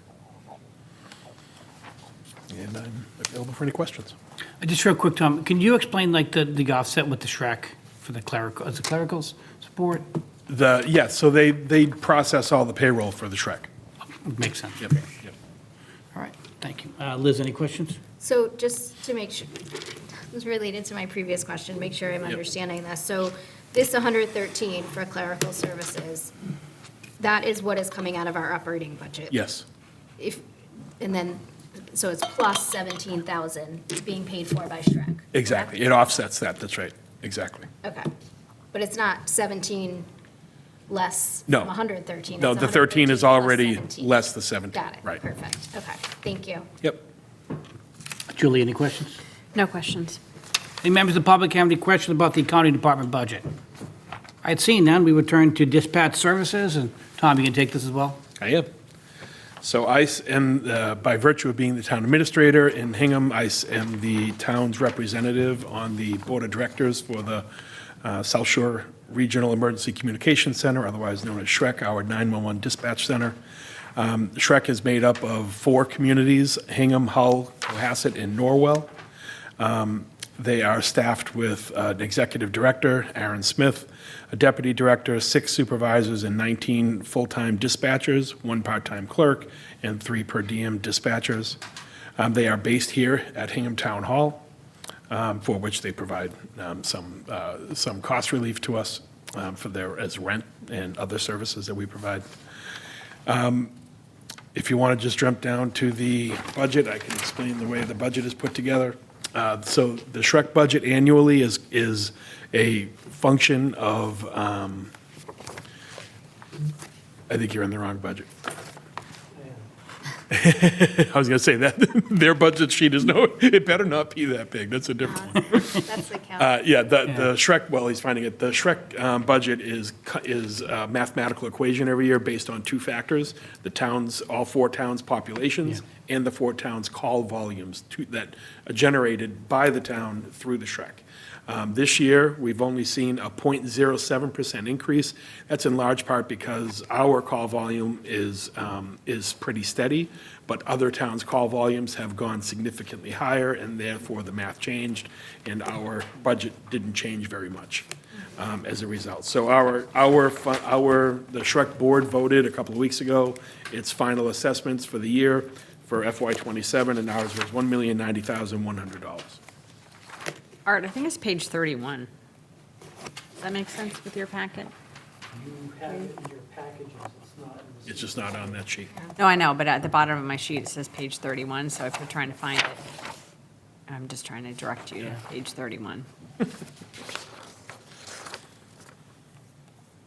you go. No, that's not it. Okay. Oh, well, I tried. Yep. Just so everybody knows, all the budget says in there is one line, says Yeah. the assessments, district assessments are $1,090,100. Yeah. Which is a 0.1% increase over last year. All right, Tom, thank you very much. Liz, any questions? Just a question about that assessment. Who audits that, or who tracks that? We have CLA actually does an annual audit for the Shrek. We did that, we started doing that at Hingham's Audit Committee's recommendation, and I brought it to the board, they agreed to fund it, and we've been doing that now for 4 or 5 years. Okay, great. Thank you. You're welcome. Julie, any questions? Are there any new initiatives, like any other towns do you think would want to join Shrek in the future, or those discussions are not being had now? Yeah, absolutely. So with the departure of the police department and our inability to house the senior center, the new HCAL here at Town Hall, we are evaluating with the state 911 office the potential of moving the Shrek from their existing floor on the second floor on the school wing down into the basement level floor of the main police department proper, which would about double or triple their available space, which the state was excited about because it would allow us to attract other 911 centers across the state to coordinate with us and centralize, the way the state sees it, centralize their funding needs. So their grant dollars would go further. You have fewer centers, grant dollars go to fewer centers as opposed to more decentralized centers. You end up spending more money. So the state's looking for centralized centers. We're trying to provide that through this move. If we do this, they will, in order to do this, to move forward with it, the state will fund a feasibility study for that space to see if it's viable down there. And then if it is, they will fund the renovation of the site, so we won't have any costs that hit Hingham directly. And hopefully, the end result would be more towns as becoming part of the Shrek, which would therefore lower our annual assessment. That's the goal. Plus being more efficient for everybody's 911 needs in the region. But yeah, so that's an initiative for sure. Hopefully it moves forward. I've met with the state 2 or 3 times. They were very excited about it. I believe they're going to move forward with the feasibility request this coming year. Okay. And we're just contemplating that the state would just contemplate where the footprint is on the first floor or lower floor of the old police station. That's right. Footprint, just that footprint. That's right. There. Yeah, the second level, the administrative wing, Yep. has been allocated to the school department and administration wing for expansion into that space. They were dividing up their meeting rooms for offices because they were bursting at the seams in administration at the schools. Yeah, I remember how tight that was Yeah. getting, so, okay, great, thank you. You're welcome. All right, any members of the public have any questions about this agenda item? Seeing none. All right, that brings us to our next agenda item, which is a discussion and possible votes on the 2026 annual town meeting warrant articles. So we have a series of articles we're going to go over tonight. These are commonly referred to as perennial articles, which means that they're on the warrant every year for the past 50 to 60 years, maybe even longer than that. So I'm sure people will be familiar with them. But Tom, I'm going to ask you to do a brief summary of each article and maybe answer any questions we might have. Can do. So we'll start off with Article A, which is the Hannah Lincoln Whiting Fund. So you remember, everyone, that we added these to the warrant a couple of weeks ago. This tonight is contemplating voting support or not support for the said articles. So you're going to hear a lot of the same thing you heard from me in rapid succession 2 weeks ago. Hannah Lincoln Whiting is an article that is an annual article, traditionally our Article 1 in the warrant. And it is a fund that was established back in 1915 that provides proceeds on an annual basis to be used in support of some necessary or needy folks down in South Hingham. Thank you. Liz, any questions? No question. Julie, any questions? No, well, I just wanted to just double check that the contemplated payout for FY '26, you have noted $733.32. That's right. Or, no, that was FY '26, so That was for FY 27. '26. We Yep. don't know what it will be. We have to see the proceeds. For FY '26, that's what it was. We expect it to be something similar for FY '27. Okay. No other questions? Any members of the public have any questions? Seeing none, I take a motion.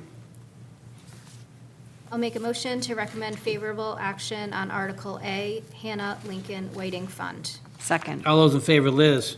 Aye. Julie? Aye. I'm also an aye. Motion carries unanimously. Now we move to Article B, which is assumed liability for DCR. So the Department of Conservation and Recreation, as a matter of policy, requires towns to assume liability if they had to perform any work within the town.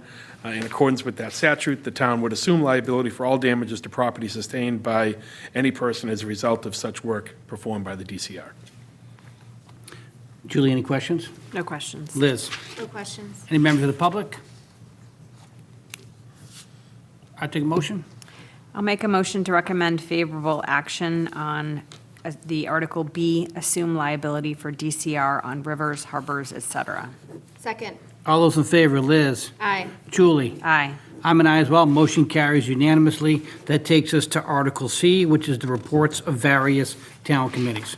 So tradition, of course. When we're making a vote, should we not call it Article A, B, or C, because it's not what it's going to be in the warrant, or does it? That's a good point. I mean, it will change, title of it. but I think in past years, we've always used the article letter because it's in the agenda as the Article A. Tom, what do you think? What I would recommend is you take your vote with the letter, but name, like you did with Article 1, Article A, Hannah Lincoln Whiting Fund. Okay. So it'll eventually be Article 1, Hannah Lincoln Whiting Fund. Yeah, okay. Yeah. Person question. That's a great question, though. Procedurally, that's a great point. All right, so we go back to Article C, reports of various town committees. So this is an annual article where we receive the report of all these different committees. We generally receive these reports in March. They'll be provided for town review at town meeting. This year, we're anticipating reports of all of the committees listed here, with the realization that for next year, we'll be likely excusing, and with thanks, the Energy Action Committee, the Public Safety Facility Building Committee, and the 2017 School Building Committee. Thank you. Liz, any questions? No questions. Julie? I will just note that the Energy Action Committee work will be, the plan is to fold that in. There's an article that will be coming before town meeting this year that would fold the work of the Energy Action Committee into the Climate Action Committee. So that's not going away. It's just consolidating the work of those committees so that there's no overlap. And I would just say thanks to the people who served on that committee, and then also thanks to the Public Safety Building Committee and the 2017 School Building Committee folks. Thank you. Any members of the public have any questions or comment? Seeing none, I take a motion. I'll make a motion to recommend favorable action on Article C, reports of various town committees. Second. All those in favor, Liz? Aye. Julie? Aye. I'm also an aye. Motion carries unanimously. That takes us to Article H, which is the disbursement of electric light department's receipts. Sure, so this is also an annual article. The HMLP, of course, is a self-funding enterprise, and we engage with them in the annual pilot, which is a payment in lieu of taxes. That carries with it an annual amount of a minimum of $450,000. Per the HMLP, FY26's number is estimated to be $481,470. Tom, thank you. Julie, any questions? No questions. Liz? No questions. Any members of the public have any questions? Seeing none, I take a motion. I'll make a motion to recommend favorable action on Article H, disbursement of electric light department receipts. Second. All those in favor, Julie? Aye. Liz? Aye. I'm an aye as well. Motion carries unanimously. It takes us to Article I, Building Department Revolving Fund. Okay, so I'll just draw your attention to the article in front of you has the original old number that you corrected at the last time we were together. That should be $265,000, not $280,000. The building department revolving fund is credited with all fees from the plumbing, gas, and electrical inspections performed by inspectors, and it's used to pay wages and salaries and fringe benefits that are affiliated with those rates.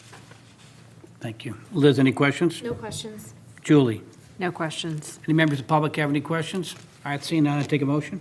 Make a motion to recommend favorable action on Article I, Building Department Revolving Fund. Second. All those in favor, Liz? Aye. Julie? Aye. I'm an aye as well. Motion carries unanimously. That takes us to Article J, which is the Center for Active Living Revolving Fund. So the Center for Active Living Revolving Fund, like the Building Department Fund, is a fund that is credited with all fees and charges received from the Center for Active Living programs and pays expenses associated with providing those programs. And this year, we're anticipating, or we're asking for an amount to be allowed to be transferred for that purpose of $80,000. Julie, any questions? No questions. Liz? I do have a question. Yeah, So, go ahead. okay, sorry. Okay, the 113 was It's the grant money. the grant, okay, and the revolving fund, 80,000. Okay, thank you. Yep. So just following up with another question, or a question, if I may, that we only vote on the revolving fund, but the disbursement of the EOEA grant funding and the donation account is up to the discretion of the Center for Active Living That's staff. right. It does not require town meeting approval. Okay, great. Is it the Center for Active Living staff or the Council on Aging? I don't know offhand. I'm guessing she runs all of those programs through the council. Yeah. For their support. I don't know if they have statutory requirement to approve those or not, but knowing Jennifer, she runs everything through them. I don't know off the top of my head. Okay. Any members of the public have any questions? All right, take a motion. I'll make a motion to recommend favorable action on Article J, Hingham Center for Active Living Revolving Fund. Second. All those in favor, Julie? Aye. Liz? Aye. I'm an aye as well. Motion carries unanimously. That takes us to Article L, Transfer to Municipal Waterways Improvement and Maintenance Fund. So the Waterways Fund annually is funded with per 2019 town meeting action, is funded annually with all of the mooring fees and 50% of the boat excise tax, with the option of applying the other half of boat excise tax to this fund to help bolster it, per our conversation with Ken earlier. This year, we're recommending, as we did last year, that other 50% of the boat excise tax be applied, put into the Waterways Fund. Thank you. Liz, any questions? No questions. Julie? So the other 50% of boat excise taxes just falls to the revenue of the general revenue of the town, or? That's right, unless you designate it, which is what we're recommending. Okay. That's all I have. Any members of the public have any questions? All right, I take a motion. I'll make a motion to recommend favorable action on Article L, Transfer to Municipal Waterways Improvement and Maintenance Fund. Second. All those in favor, Liz? Aye. Julie? Aye. I'm also an aye. Motion carries unanimously. That takes us to Article N, Acceptance and Granting of Easements. Thank you. The acceptance and granting of easements article is an article that we allow annually as the town benefits from easements over private property throughout Hingham. From time to time, the town, particularly this Department of Public Works, requires new easements in order to complete roadway and other public works projects. At times, the town receives requests from private property owners to relocate those easements elsewhere on their property, and under mass law, town meeting approval is required for the select board to accept and grant such easements. And just to note, this is year to year. It's not That's right. unlimited. We have to do it every year. So Every thank year. you for that. It expires at the end of the year, yeah. Great. Julie, any questions? Just a procedural question on the vote. The title of the sheet we have is Article N, Acceptance of Easements, but the language is Acceptance and Granting of Easements. I'll speak with Aaron, with Sharon, that's an error. It should be acceptance and granting of easements. Okay, great. All right. That's all I have. Liz, any questions? No questions. All right. Any members of the public have any questions? Okay, I'll take a motion. I'll make a motion to recommend favorable action on Article N, Acceptance and Granting of Easements. Second. All those in favor, Julie? Aye. Liz? Aye. I'm an aye as well. Motion carries unanimously. That takes us to Article O, Recreation Department Revolving Fund. So I'm recommending $0 for the, no, I'm kidding, Mark. Mark's been sitting here patiently all I night. know, I feel bad. The revolving fund from the rec department, this year, we're requesting $2.9 million be allocated for their revolving fund use. These are funds that are gained through their fees and charges and used for expenditures related to pay the costs and expenses of those programs. Liz, any questions? No questions. Julie? I'll just note that we heard from Mark's budget presentation, was it last week? It seems like longer ago, but when you came before us, that all of your programs and all of your staffing, everything is covered by your fees in the revolving fund. So this money represents everything that the Recreation Department does. So thank you, and thank you for your patience tonight, sitting here waiting for this article. Well done. Just to clarify, with the singular exception of the field maintenance program. Yes. Yep. Liz, any questions? No questions. Any members of the public have any questions? All right, I will take a motion. I'll make a motion to recommend favorable action on Article O, Recreation Department Revolving Fund. Second. All those in favor, Liz? Aye. Julie? Aye. I'm an aye as well. Motion carries unanimously. That takes us to, Thank you, Mark. the next item on the agenda is to consider the removal of Article R, transfer of funds to balance certain capital, grant, and other town accounts from the 2026 annual town meeting warrant. Tom, you want to just give us an overview tonight of this? Sure, I have spoken with the DOR, and the need for this article has been resolved for this year, so I recommend removing the article from the warrant. Any questions, Liz? No questions. Julie? No questions. Any members of the public? Anybody still on the Zoom? All right. Okay, I'll take a motion. Actually, I'll take a series of motions. We're going to do a couple of motions, so I'll take the first motion. I make a motion to open the 2026 annual town meeting warrant. Second. All those in favor, Julie? Aye. Liz? Aye. I'm an aye as well. Motion carries unanimously. I'll take a second motion. I'll make a motion to remove Article R, transfer of funds to balance certain capital, grant, and other town accounts from the 2026 annual town meeting warrant. Second. All those in favor, Liz? Aye. Julie? Aye. I'm an aye as well. Motion carries unanimously, and I'll take a third motion. I make a motion to close the 2026 annual town meeting warrant. Second. All those in favor, Julie? Aye. Liz? Aye. I'm an aye as well. Motion carries unanimously. All right, next item on the agenda is appointments. Does anyone have any nominations for appointments tonight? I do not. No. Okay, we now move to public comment. Does anyone have any public comment this evening? Seeing none. Up is Town Administrator Select Board reports, so I would turn to Art. Nothing this evening. Thank you. Tom? Sure, I have actually three. One is I wanted to let everyone know some good news. This past week, the town was awarded a AAA rating from both Moody's and S&P, the only two issuances that we requested ratings for. We're very proud of these ratings. They reflect discipline and strong fiscal policy by the town. Katie Dugan was instrumental in the preparation that went into this outcome, so I thank her and all of our department heads that assisted along the way, which is just great news. Second, I'd like to let everyone know that the South Shore Country Club has been recognized by Golf Advisor as a top 50 public golf course in the United States. I'll note they were actually 14th, not just top 50. So again, very proud of Kevin Whalen and his team, Jake Silver and such, and all the work that they do over there on behalf of the South Shore Country Club. And lastly, I would just like to say, go Pats. Julie? I'd like to thank the DPW and Ashley Breuer and her team for their fantastic effort over the last several days. It just kept snowing. It just kept coming down, and the team worked really hard. And I know that there are custodial staff at the town hall and also at the schools, other employees who have also been working very hard. So I just wanted to acknowledge the effort that's been put in to deal with all of this snow. So thank you. Liz? Yes, just to echo that, thank you to DPW, the whole department, Superintendent Ashley Breuer did a fantastic job, obviously supported by police, fire, the facilities management teams here at Town Hall, across town, and the schools. So thank you to everybody.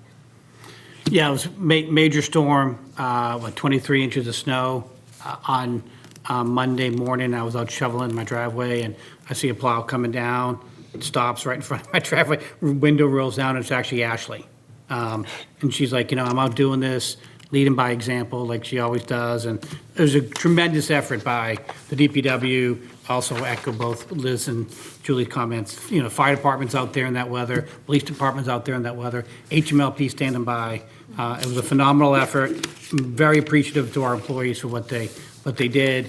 There's predictions of another major storm this weekend. I'm really hoping it misses us, but we shall see. So, Can I add one little thing, Yeah, Bill? sure. Just if you happen to have a fire hydrant in front of your house or near your house, it would be very helpful to the fire department folks to dig that out. So, thank you. Awesome. All right. That I take a motion to adjourn. I'll make a motion to adjourn. Second. All those in favor, Liz, Aye. Julie. Aye. I'm also an aye. Motion carries unanimously. We are adjourned. Have a great week, everybody.